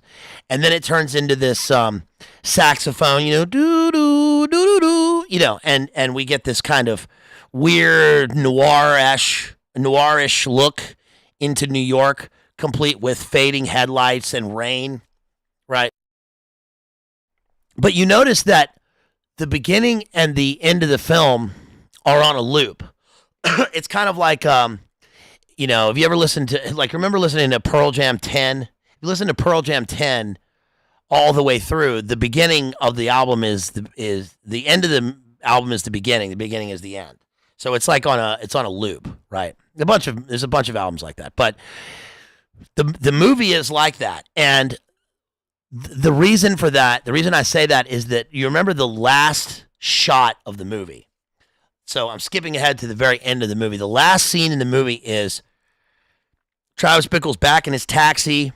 He's now a hero. He's driving, but all of a sudden we see a shadow behind him, and he looks in the rearview mirror, and quickly he does a quick double take, and we hear the music skip. It's almost like it's being backmasked, and then it goes back into the credits, and that will function again at the beginning of the movie. So it's like we're seeing a split in the character, and we get this last moment of dread where, and this is really great filmmaking, where the end of the movie shows us that this isn't the happy ending where he is, he's gotten all the bad guys and he emerges as the conquering hero. It means that he is still out there, and we don't know where this is going to end next. And this is still a character who is great white shark hunting through New York City. Now, another element in here is that there are a lot of animalistic elements, but one of them is that I also noticed that I'm kind of skipping back a little bit. The first time that Travis Bickle, who he's just gone and gotten his job as a taxi driver, and he says, anytime, anywhere. Anytime, anywhere. He's got his jacket on with a King Kong badge here. The King Kong badge looks a little bit like, in a kind of haze, it looks like a Phoenix Program badge. I don't know if it is, and I don't know if it's a real badge, but I guess this is supposed to be that he is King Kong in New York, and he is, supposed to be rescuing the Mae West character, who's the streetwalker. But I'm not sure how accurate that is. I think but it is certainly some sort of Marine badge. He even mentions when he goes in that he was in the Marines. Anytime, anywhere. right? Well, after that scene,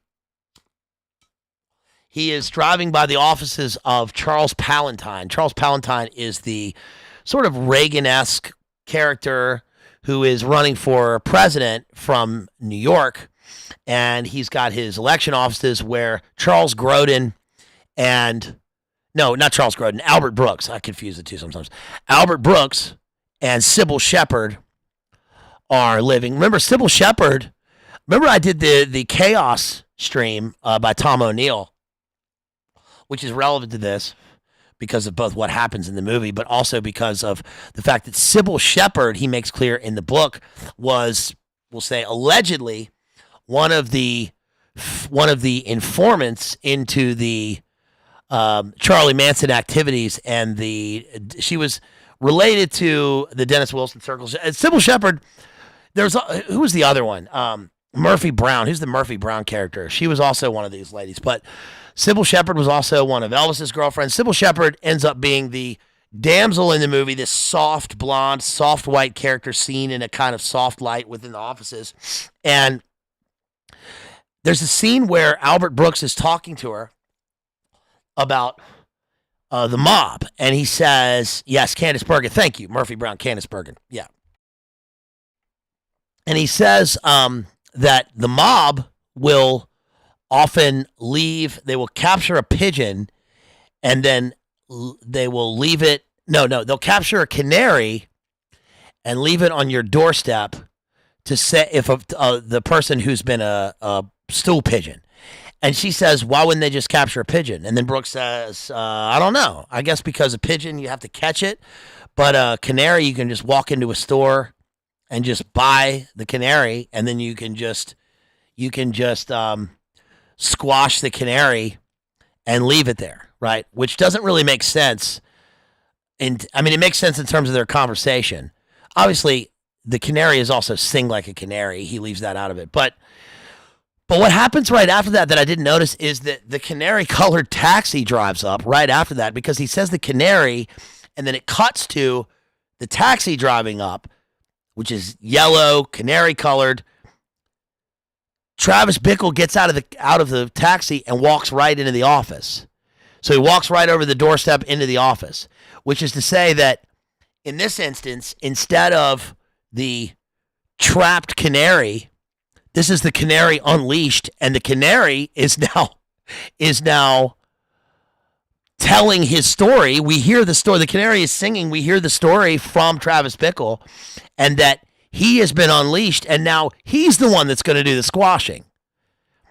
Also, that you just walk into a store and purchase this, just kind of like you can pick in Phoenix program. You literally, what they did was, as McGowan talks about, and Doug Valentine, find people who are generationally traumatized in terms of SRA and, we're talking about orphaned characters in, for instance, juvie, or who've committed violent crimes, pick them out of the store from their cage, and then unleash them in Vietnam with some training. And then where do they go afterwards? Back to America. Well, anyway, so Travis Bickle walks up, and he asks her out on a date. And you notice that throughout the film, that's true. Jesse says the canary dies when the air is getting poisoned. And that's one of the constant metaphors within the film. Travis Bickle even talks to Palantine when he gets in the back of the taxi about how he's choking, he gets headaches, he wishes that he could clean up the city. It's just full of shit and poison and scum and, the hookers, the dopers, the dealers, and he goes through this monologue talking about all the people that are just, one day a real rain's going to come and wash the scum off the streets. Well, he's going to end up being that real rain, right? Well, he asks her out on a date, and they go through this, the series of things in the movie where he's got his apartment, he's got his television, and then he's living at night, basically never sleeping. And he is also mentored by a character named Wizard, who is what's that guy's name? Peter Boyle. Peter Boyle is great in this movie. Peter Boyle's monologues are kind of functioning for the audience to tell us what we would think, right? Which is like he talks about the Skittles guys getting into his taxi and how, get the fuck out of here, and he ends up hooking up Travis Bickle with the gun dealer in the hotel, right? Remember that? Listen, what we got here, right? This is great action. What we got here. You want any of those? You want anything else? You want PCP? I can get you that. What about angel dust? You want angel dust? You want PCP? I got grass, angel dust, morphine, Percodan. Like he's and he's trying to tell me, nope, just this. Until Travis Bickle becomes the weapon himself and ends up making it is there was a time when there was not a you could not go to like a poster store without getting a Taxi Driver poster. I had one in my room. You had remember in Trainspotting, there's a great scene in Trainspotting when he's at the club and he's talking about everything's changing, music's changing, right? And behind him is Travis Bickle. And the first time I saw that, I was with my friends and we rode our bikes down to University of Richmond. We would go to the Commons area, the student union, the Commons area at University of Richmond, because they had a cigarette machine, and we had a thing called Club Camel. We'd buy cigarettes out of the cigarette machine for $2. We'd buy them with quarters. But I remember we went upstairs and there was a poster sale going on for the new students. It was right before I started two-a-days for football in 8th grade, and we went up there and bought a gigantic "No One Here Gets Out Alive" Jim Morrison poster and I had a Taxi Driver poster. That's the first time I ever saw Taxi Driver in a poster. But then you couldn't go anywhere without seeing that. But anyway, so we noticed throughout the movie that Bickle is maneuvering through the city, and he eventually comes to a point where he is stalking Sybil Shepherd, and he's not just interested in her. We notice that he's off. There's something off about him, and I think that what's really amazing about this movie is if you go back and watch it, for I think about 30 years, there was a point where you can watch the movie and it seems really alienating, this guy's insane. You wouldn't have anything to do with this guy. But now we see this is common. This is like what DPH talks about, how the insane asylums have been emptied and made into open air facilities for society. Society is the insane asylum. And this is why Taxi Driver is like particularly true now. And so we see this character stalking both his prey in Sybil Shepherd. We don't know if she's the prey or the damsel yet. And then finally the prey in terms of Palantine. And when he goes to the political rallies, he walks up, he sees the future president talking, and he does that thing where he goes up and talks to the Secret Service guy, and he's asking him about how he can become Secret Service. And as soon as he walks away, there's the great scene where he's there, and there's the one scene where when he's finally made his transformation into armed, weaponized super soldier, we see feet standing there, and then the camera all of a sudden we look up, and he's standing there, and he's clapping like in the meme, and he's got his, his airborne mohawk, right? So now he is the warrior in plain sight, and then there's the scene where the film is sped up and he's running away through the crowd. Well, I bring that to mind because we often hear about this with the mass people, the mass event people, and also with serial killers. Remember that, what's the big guy's name? What's the serial killer, the big guy? Ed Kemper. Ed Kemper was known to do this. He was known to frequent, cop bars and hang out with cops. You see it in a lighthearted vision in that movie, Observe and Report. Have you guys seen that movie? It's actually a pretty good movie. Observe and Report, where he does that. It's pretty funny. But he's also crazy, just like this. We also see this in life now in terms of internet life, where we often have mass event people put through and propped up and initiated into their process through Leo circles online, right? Yeah. That's right. Easy Andy. That's right. Thank you, Anthony. Easy Andy was the gun guy. Anthony just brought up also always curious about the street drummer scene. Not sure why. I think what that scene is showing us is the guy who is Gene Krupa, right? Gene Krupa. He's playing Gene Krupa, and he's got this kind of wax mask with the kind of rubber head on, being a busker street performer in New York, which was later sampled. I can't remember where that was sampled.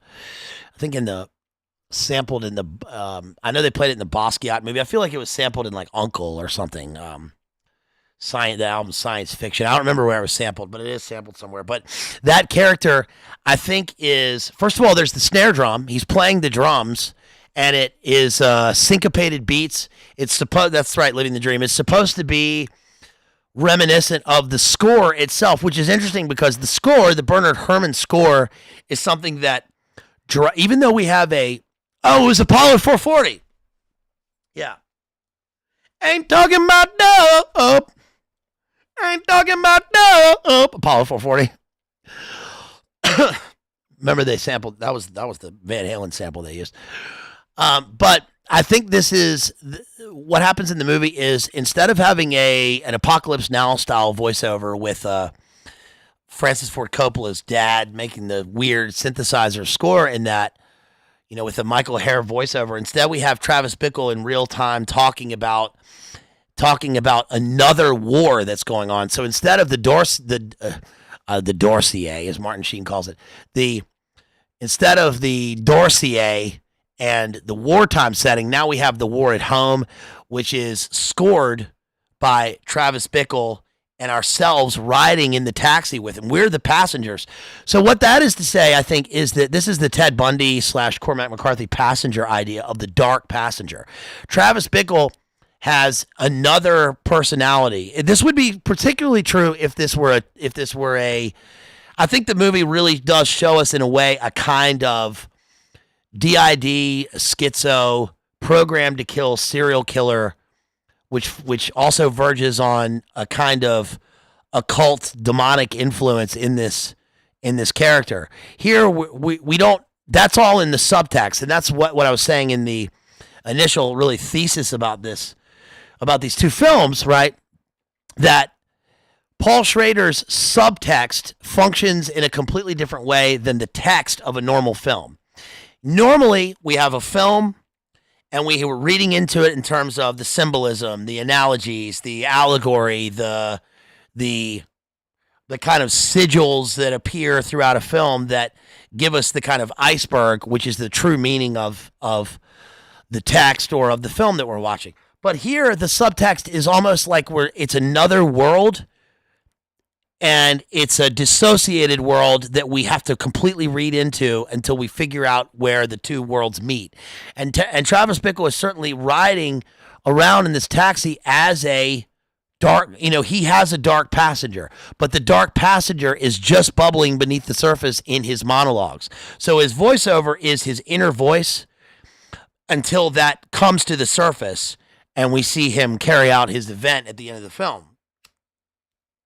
But the weird thing is that we are the dark passenger. We are, because it's a taxi and because it's, taxiing around the labyrinth, we become the dark passenger. So at the end, my interpretation is that even though Bickle has a kind of war on society, we don't really realize that the society that he hates is actually is us, right? Because we think that the society that he hates is all the scum that he sees every night in New York. And no, we're not doing that. It's actually also us that he hates. A great example of this is when he's walking into Palatine's office, we see Martin Scorsese sitting there on the ledge, right? He watches Sybil Shepherd walk in. So we've got the director of the film in the film, and our perspective is now that instead of the director behind the scenes here, guiding the film, now we're looking at the director from the other side of the film. We're on the other side of the looking glass. And then there's another scene where, remember, Martin Scorsese is the dark passenger. He's literally the dark passenger in the back of the taxi. He's kind of silhouetted in black. He's totally yacked out. He's like, look at that window. Look at that window. You see what's at the window? What are you writing down? Don't write anything. Don't write anything. Did I tell you to write anything? Don't write anything. Look up at the window. Do you see it? Do you see it? Do you see it? Do you see it? Do you see what's up in that window? Do you see what's up in that window? Look at that. Look, I didn't tell you to write anything. Let's just sit here. Just sit here. Just be calm. Just sit here. That's Scorsese. And Scorsese is saying, look up in that window. So we're looking at the illuminated window. We see that that's his wife. And we're also looking into the window in the rearview mirror, looking back at him. But we're looking in the mirror. We're looking in the rearview mirror from Travis's perspective, and we see Scorsese, but that's us. We're looking at ourselves there. We don't see ourselves, but we're looking at ourselves. So this is one of the characters that drives Bickle on his kind of Iliad here to make war. And the war that he makes is clearly on the society that's made him such, the sort of representation of the political society through Palatine, but he ends up not doing that. So he goes from high to low, even though both are pretty, both are low, both are as low as anything else. But in terms of the way we look at the film, Palatine is high. He's on the Palatine. It's supposed to be like Palatine Hill, right? He's a symbol of the Roman patricians. We're looking up at him. Whenever we're looking at Palatine, we're kind of looking up until he's in the taxi and we're at eye level with him, right? Like AJ said, I'm going to bring you down low. You're going to be brought down low. Real low, you little bloodthirsty maggot. Remember that? You're going to be brought down real low. You listen to me, you little bloodthirsty maggot. You're going to be brought down real low, real low. Well, Bickle goes down real low. He goes down to the Lower East Side. He goes down into, Palpatine. Yes, he sees Emperor Palpatine. Your faith in your friends is yours. Let the hate flow through you.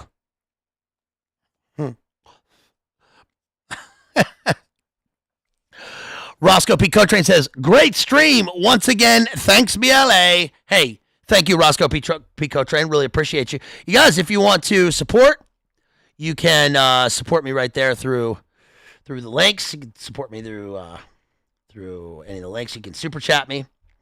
You can ask questions about this, ask questions about Martin Scorsese or about Paul Schrader. I covered Paul Schrader also in the High Concept stream. If you want to go back and look at that, if you Google Don Simpson, that'll be one of the things that pops up first. Don Simpson or High Concept. Look at those. Because Don Simpson and Paul Schrader were friends in 70s and 80s era Hollywood, and they gained a friendship, he says, in High Concept because of their common Protestant background. Remember that Don Simpson was a Baptist from Alaska, I think his father was a pastor. And Paul Schrader was, of course, Presbyterian, but they were two of the few in that circle who had those kind of discussions. Caravaggio says, BLA does the best streams, truly the best streams. A lot of good streams, but BLA streams are the best. Thank you so much. A lot of good streams out there, folks. A lot of good streams, a lot of great streams. We love our streamers. A lot of great friends. Huge. Lots of great streamers out there. All of our friends. So, in the end, I think that, again, Taxi Driver is essentially, it's a necessary. Is it necessary? It's a kind of necessary artwork, especially in terms of the American because it really is it is truly a truthful reflection of both the way that the MIC and culture creation have engendered this sort of postmodern chaos, but it also functions in terms of creating that very thing, being a part of that very stream, right? Look at Hinckley and the Jodie Foster obsession which I think was probably truly part of it. Now that might not have been, a lot of that is media coverage and, I'm trying to impress her and all that bullshit. That might have, I think that was probably actually part of it. That is not the raison d'etre of his actions. I think that's clearly an MK Ultra thing, but who knows? Maybe that was part of the programming language that was given to him, and maybe, who knows? Total speculation, right? Maybe that was engendered through the film. I mean, in the same way that Wizard of Oz and what's it called? Wizard of Oz and Holden Caulfield, Catcher in the Rye are kind of touchstones of, especially the kind of Manchurian Candidate, MK Ultra, MK Delta language. But anyway, who knows? But regardless of that, whether that's real or not, the two function in terms of our artistic interpretation of this. And at the end of the film, he goes on his spree. We see increasing violence and degradation throughout the film, and that's one of the things inherent in Paul Schrader films, that the card counter functions much more as a kind of high artistic, highly stylized, almost still Caravaggio painting set piece, and Taxi Driver functions as a much more gritty, ground level look into, yes, does BLA accept sponsored streams? Yes, I do. I do sponsored streams. I will be doing a sponsored stream on Billy Bob Thornton coming up next, I think. That'll be my next sponsored stream. And I got a bunch in the works, but the Billy Bob Thornton French fried potatoes / Jane Mansfield's car stream will be coming up very soon. And I've got a few of those lined up. If you want to do that, you need to PayPal. That's a 100 taxi. You need to send 100 taxi driver bucks through PayPal, and then send me an email at madmaximalism with 2 X's at gmail.com. Give me a list of ideas, and I'll cover those. I've covered most of the sponsored streams that I've gotten. I've got a few more, but I'm trying to make my way through those, and I've covered a bunch of them. The last one that I did, not Midsummer, but the Midsummer Night's Dream. Midsummer Night's Dream / Midsummer, Wicker Man, and Timon of Athens. I think that was one. So anyway, I think that at the end, when he goes through his big event and then he's made a hero, I think that is a culmination of him making his way through the hellish darkness of New York, especially in the 70s, that functions as really a culmination of a confluence of things. We have industrialized society, urban warfare, the blowback from Vietnam, and that is going to paint a dark future for us, which again is symbolized by the eternal return within the film, where the beginning of the film is the end of the film. Circle G sends $5 and says, I always thought it was wild that Sybil Shepherd went from lovely to haggard real hard. Kirsten Dunst is next. Hey, Circle G, great point. I mean, Kirsten Dunst is almost as haggard as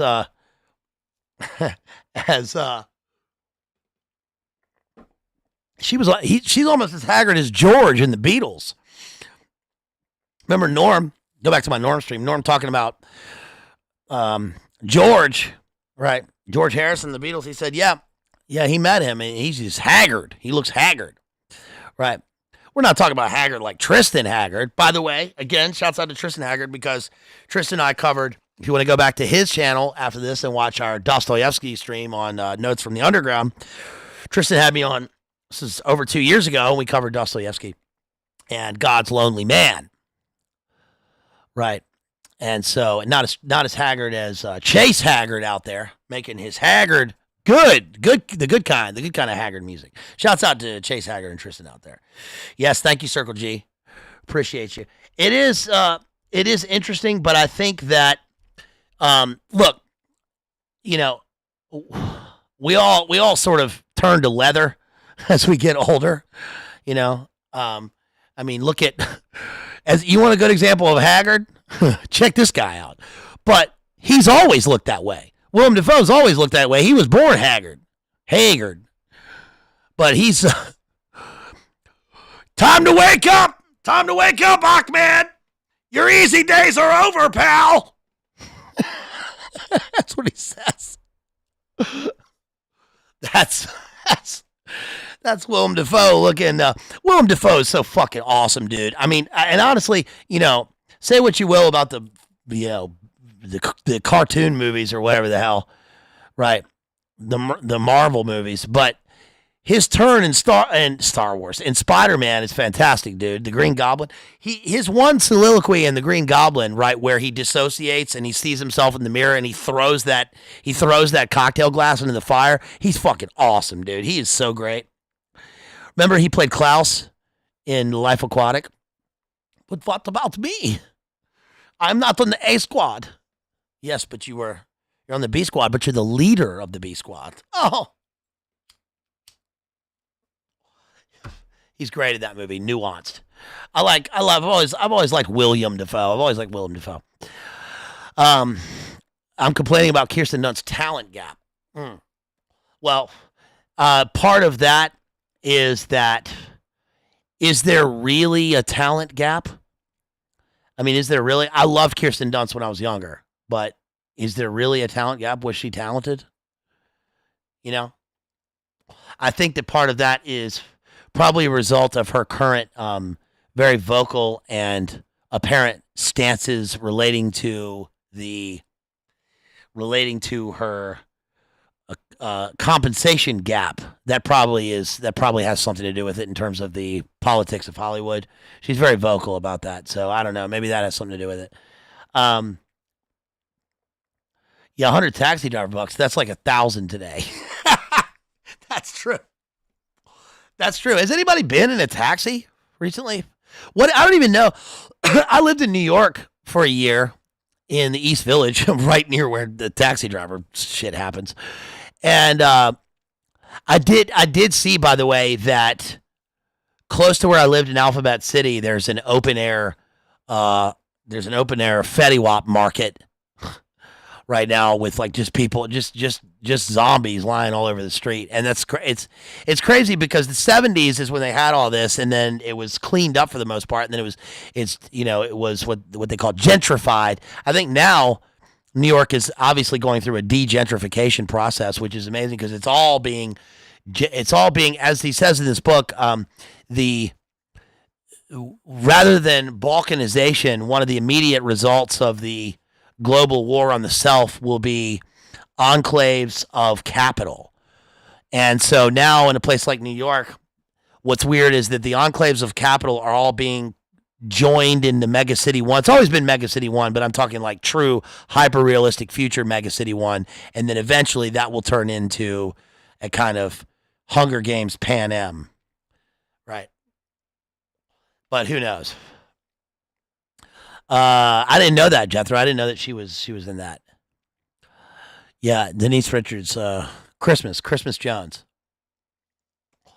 Bring It On is her movie, and I liked. What was the other one? What was the Kirsten Dunst movie that Cisco was in? Not Bring It On, but I can't remember. What was that one? Anyway. So that'll about do it, I think, today, guys. That was just an analysis of Taxi Driver and The Card Counter by Paul Schrader. In other words, remember that films and movies are not films and movies. Pictures, I meant literature and pictures, are not puzzles to be solved. They're not riddles. They're not, films especially, can be morality plays, they can be fables. But the great works in the canon, this film, Taxi Driver, certainly is in the canon of film. But the canon of film and the canon of literature and high art they're not, especially when we talk about poetry, are not puzzles they're not riddles. They're not, we don't pull a moral lesson, a didactic moral lesson from the artist to ourselves. That's not what they're for. They are poetry is the best words in the best order. Great film functions as a synthesis of truth between fact and reality and interpretation and imagination, where reality and truth and factual life kind of fold back on one another and work together to create this thing that is a depiction of truth, and whether that's a positive or a negative thing. I mean, certainly, I think that these two films are kind of examples of that. They're not moral lessons in how to be or how to act. In fact, they're sort of the opposite. But they are certainly truthful in terms of our experience on Earth. And all art is about two things: our relationship with God and our relationship with each other. What are we doing? Why are we here? And what are we doing while we're here? What are we supposed to do? That's what art is about. So these are two films that don't uplift us. They don't uplift the human spirit. They're not beautiful in the style of for instance, a classical work of music. In fact, they tend to degrade us. But we live in a fallen world, and the degrading aspects of a film can, in a way, through discernment, bring us towards a bigger truth, right? So I think that you should go watch these two films. I think you should. If you haven't seen Taxi Driver, I mean, you got to watch Taxi Driver. If you want to know anything about movies and movie making, you really have to watch this. It's a tightly done movie. It's very, very good. And when Bickle is doing his famous scene of, "You talking to me? You talking to me? I don't see nobody else here. You talking to me? Who the fuck you think you talking to? You talking to me?" That whole thing. Remember, he's looking in the mirror. He's talking to himself, and that is. There's a kind of film analogy in that to On the Waterfront with Marlon Brando, right? I could have been a contender, which again is going to be taken into Paul Schrader's Raging Bull. He does the same thing in Raging Bull. He's looking in the mirror, giving a kind of "I could have been a contender" speech. We see that depicted again in Boogie Nights, of all places. He does the exact same thing, looking into the mirror, looking through the looking glass, trying to find his way out of the labyrinth, trying to find himself and what he's supposed to do and his purpose and how he can, and he finds himself, finally locked into himself. A lot of times these characters are completely harnessed to their immediate physical location, and they have no sense of, anything resembling a metaphysical truth. But we, the audience, can see that, even in the lack or in the reverse. Plus, she made out with Neve Campbell. I've met Neve Campbell. Neve Campbell is married to my friend's friend. Sam Rukin is my friend. One of his friends that he was on that show Turn with. We went to school together, and I think she's married to him now. But yeah, Neve Campbell. She was in that film that James Toback made that my friends. Oh, she was my friend when I was living in New York. I went with her to that film because he wanted her in a movie, and I had to go with him to that. I had to go with her to the movie to make sure he wouldn't do that creeper stuff, and that's the movie that she was in that we watched. That was kind of her last role, the one where she again, she's looking in the mirror and she strips or whatever. The James Toback film, which I think that movie was a kind of a ritual humiliation for her. Maybe she thought she was doing something brave and artistic in that movie, but I don't know. But I always liked her. And did I do a Scream analysis? I did a Scream analysis with Maddie at Digital Minefield. So speaking of Maddie, tomorrow night, come back here because, first of all, go to TNT tomorrow, TNT Radio Live. I will be doing the Final Friday segment again with Hesher. I think this was at 7:20. 7:20 Eastern Time with Hesher, and I'll be talking about, I don't know what we'll be talking about yet, but it might be this drone warfare book. I don't know. But I'll be on there with Hesher. And then right after that at 8 o'clock Eastern Time tomorrow, I will be on here. Maddie's coming on over here, and we're going to do an analysis of Hereditary. So please come back for that because I was just talking about Hereditary with, what was the other stream that I just did recently? Oh, I did Midsommar, the other Eggers film. Ari Aster. Is that Aster? That's Ari Aster. Is it? I don't know. I get the two confused, man. The Witch, Midsommar, The Lighthouse, The Northman, this film, Hereditary, and then, of course, there's the new Orlok Nosferatu film coming up. So, yeah, please come on over here tomorrow. I'll be doing that. Let's see if we got any support here, any super chats. Don't forget there's still time before we end, and you can always support at any time before or after the stream. You can support me. Let's see. So let me drop this link one more time. If you want to support, you can do that at any time. Where did it go? Yeah, there it is. You can support me right there, or you can drop super chats, and I would appreciate that. Let's see what we got here. If anybody supported today, thank you for your generosity and for being here as always, and for the memberships. Thank you to Rachel for dropping those memberships. I saw. Shouts out to Jason right there who sent $8 via PayPal. Thank you so much as always. You are so awesome, Jason. I love you so much. Shouts out to Jason right there. Give him a heart. He's our big buddy right there. Yo, shouts out to Ashley who supported last time after the stream, $10. Thank you, Ashley. Really appreciate you. She did that on Cash App. What time is it? 8:22. Yeah. Coming up here in the prime time. Shouts out to all the Crucible crew who came over here. We love our Crucible. We love our Crucible. We love our friends over there, Andy and Rachel. Shouts out to Jason again. Thank you so much. Really appreciate you. Let's see. George, last time sponsored. He sponsored. He sent $10 on PayPal. Enjoy all your film and literature analysis. Thank you so much. Give him a shout out. I think I got to that one afterward. That was after the stream. First person Q right there drops $3. I'll get to that one in a second. Thank you, first person Q. Yo, also Brian Hoff. Oh, I won't say his name. Let's say B. B dropped me $4. McChicken on me. Thanks for the vids, BLA. Thank you so much. That was last time. Let's look at our super chats right here. Yes, Rachel dropped 10 gifted memberships. Hey, big shout out to Rachel, Based Homeschool Mama. We love you out there. Rachel Wilson, Rachel for Patriarchy, Rachel, Based Homeschool Mom. You know, everybody here is already following her. She's our good friend, longtime friend. She dropped 10 Bazed Lit Analyzer memberships. Thank you so much. Really appreciate you, Rachel. Thank you so much. Hey, Mark Turner dropped. He gifted 10 Bazed memberships right there. Thank you so much, Mark Turner. Hey, big up to you. Big up to you, Bo. Kingston coming at you. Big up, Bo. Thank you, Mark Turner. Screw Fiasco and get your big up, Bo. Run a ton, run a ting. Shouts out to Mark for dropping those 10 memberships. Thank you so much, Mark. Hey, shouts out to Mark Hackard out there. Right? Shouts out to the old school OG, one of the old kings there. That's Hackard. Right? Shouts out to the Haggards.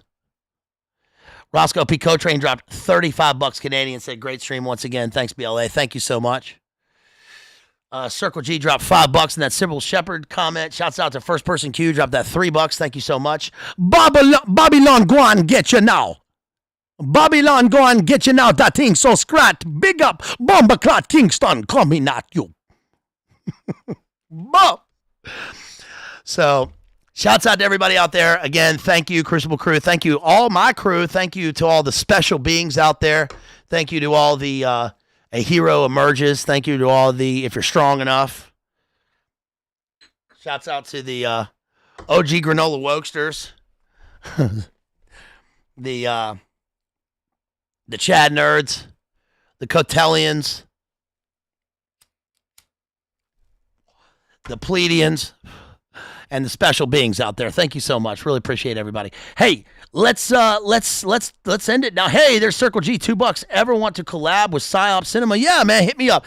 Listen, if you want to hit me up, if you want to ask me questions or get me to do anything, you can hit me up. If you want to contact me, where I can always see it, you can DM me at Instagram, Bazed Lit Analyzer on Instagram, or hit me up on my email, madmaximalism with 2 X's at gmail.com. Hit me up there. I like this. We love our collaborations. If you want to see me on anybody's stream, you guys, you want to see me on anywhere, please do that for me. Got to get some traffic. Hey, we're moving some traffic here. hit them up. Give them some traffic. Let Rooks G know that I sent you over there. Rooks G, ROOXG. hit up all of our friends, all of our usual friends, and anybody else. You know, you know what? Shouts out to Burmis and Rock and Hesher and TNT and everybody. And you know who I'd love to chat with would be Isaac. It'd be great to chat with Isaac. He's busy, but I'd love to chat with Isaac. Love to talk to him about film and literature. I think I watched Isaac for a long time. Isaac's one of the OG. He's the OG granola wokester. So shouts out to Isaac. Hit him up and tell him that you want to see Bazed Analyzer on his channel. That'd be great. Shouts out to Mixie right there, Technomore Graphics. Yes, Circle G, hit me up. And hey, Cosmic Mystery says stoked for tomorrow night's stream. Thank you. I really appreciate that. I'm looking forward to it. I'm looking forward to this Hereditary stream. I mean, I think that's one of the cornerstone movies, especially of neo horror. The horror. Do you live near the river? The Ohio River? Uh-huh. Are you an assassin? And I remember I was shot with a diamond bullet. Right in the middle of my... Seems they didn't dig what he had to tell them. I was 19 years old when I did that course. He was almost twice my age. Why the fuck would he do that? Charlie's idea of R&R is a little cold rice and some rat meat. Charlie doesn't have R&R. You want to wait around here for 6 hours? Sorry. Okay. So let's end it with some Rooks G here. Yep, let's talk about Crystal Magic. Let's end it with some Crystal Magic. I'll see you all tomorrow night here. Please show up tomorrow night, 8 o'clock, Beast Coast time, Hereditary. I'll be doing that. And please give the stream a like. Share it out there. The Midsommar stream is doing pretty well. Have you seen the Misery stream? Misery stream is doing really well. It's like 4,000 something. It's doing pretty well. That's doing really well. Doing really well for me, and the Midsommar stream is getting up there. Might help that get to 2,000. So that was one of my favorite recent ones. Grab a membership. The memberships are $5, starting at $5, and I've got a bunch of stuff on there for you guys. So if you want to see hey, shouts out to Crystalline out there again. Yeah, it's my favorite line. My favorite line in the movie. I looked in the screenplay. Remember that? Not there. Totally ad-libbed by Kurtz. Like some grandmother. Okay, so here's Rooks G with Crystal Magic. Peace, y'all. I love you. Let's go. Cheers to everybody out there. Was it worth it? Yeah, it's worth it if you're strong enough. Shouts out to the special beings out there. Hey, shouts out to Mark Turner right there who gifted another 10 memberships. Hey, Mark Turner, man, you are a real one. Really appreciate you out there. Welcome, Melly, Cosmic Mystery, Nathan Kurtz, Austin, everybody out there. Hey, shouts out to Jerry out there, exposing powerful lies, my homeboy. Love you, Jerry. Jerry is the Iceman. Shouts out to Jerry out there. Dystopian, Bill Hicks, living the dream. I love y'all. Have a good one. Stay cool. Stay cool as ice like Jerry. Love y'all. Let's go. Peace.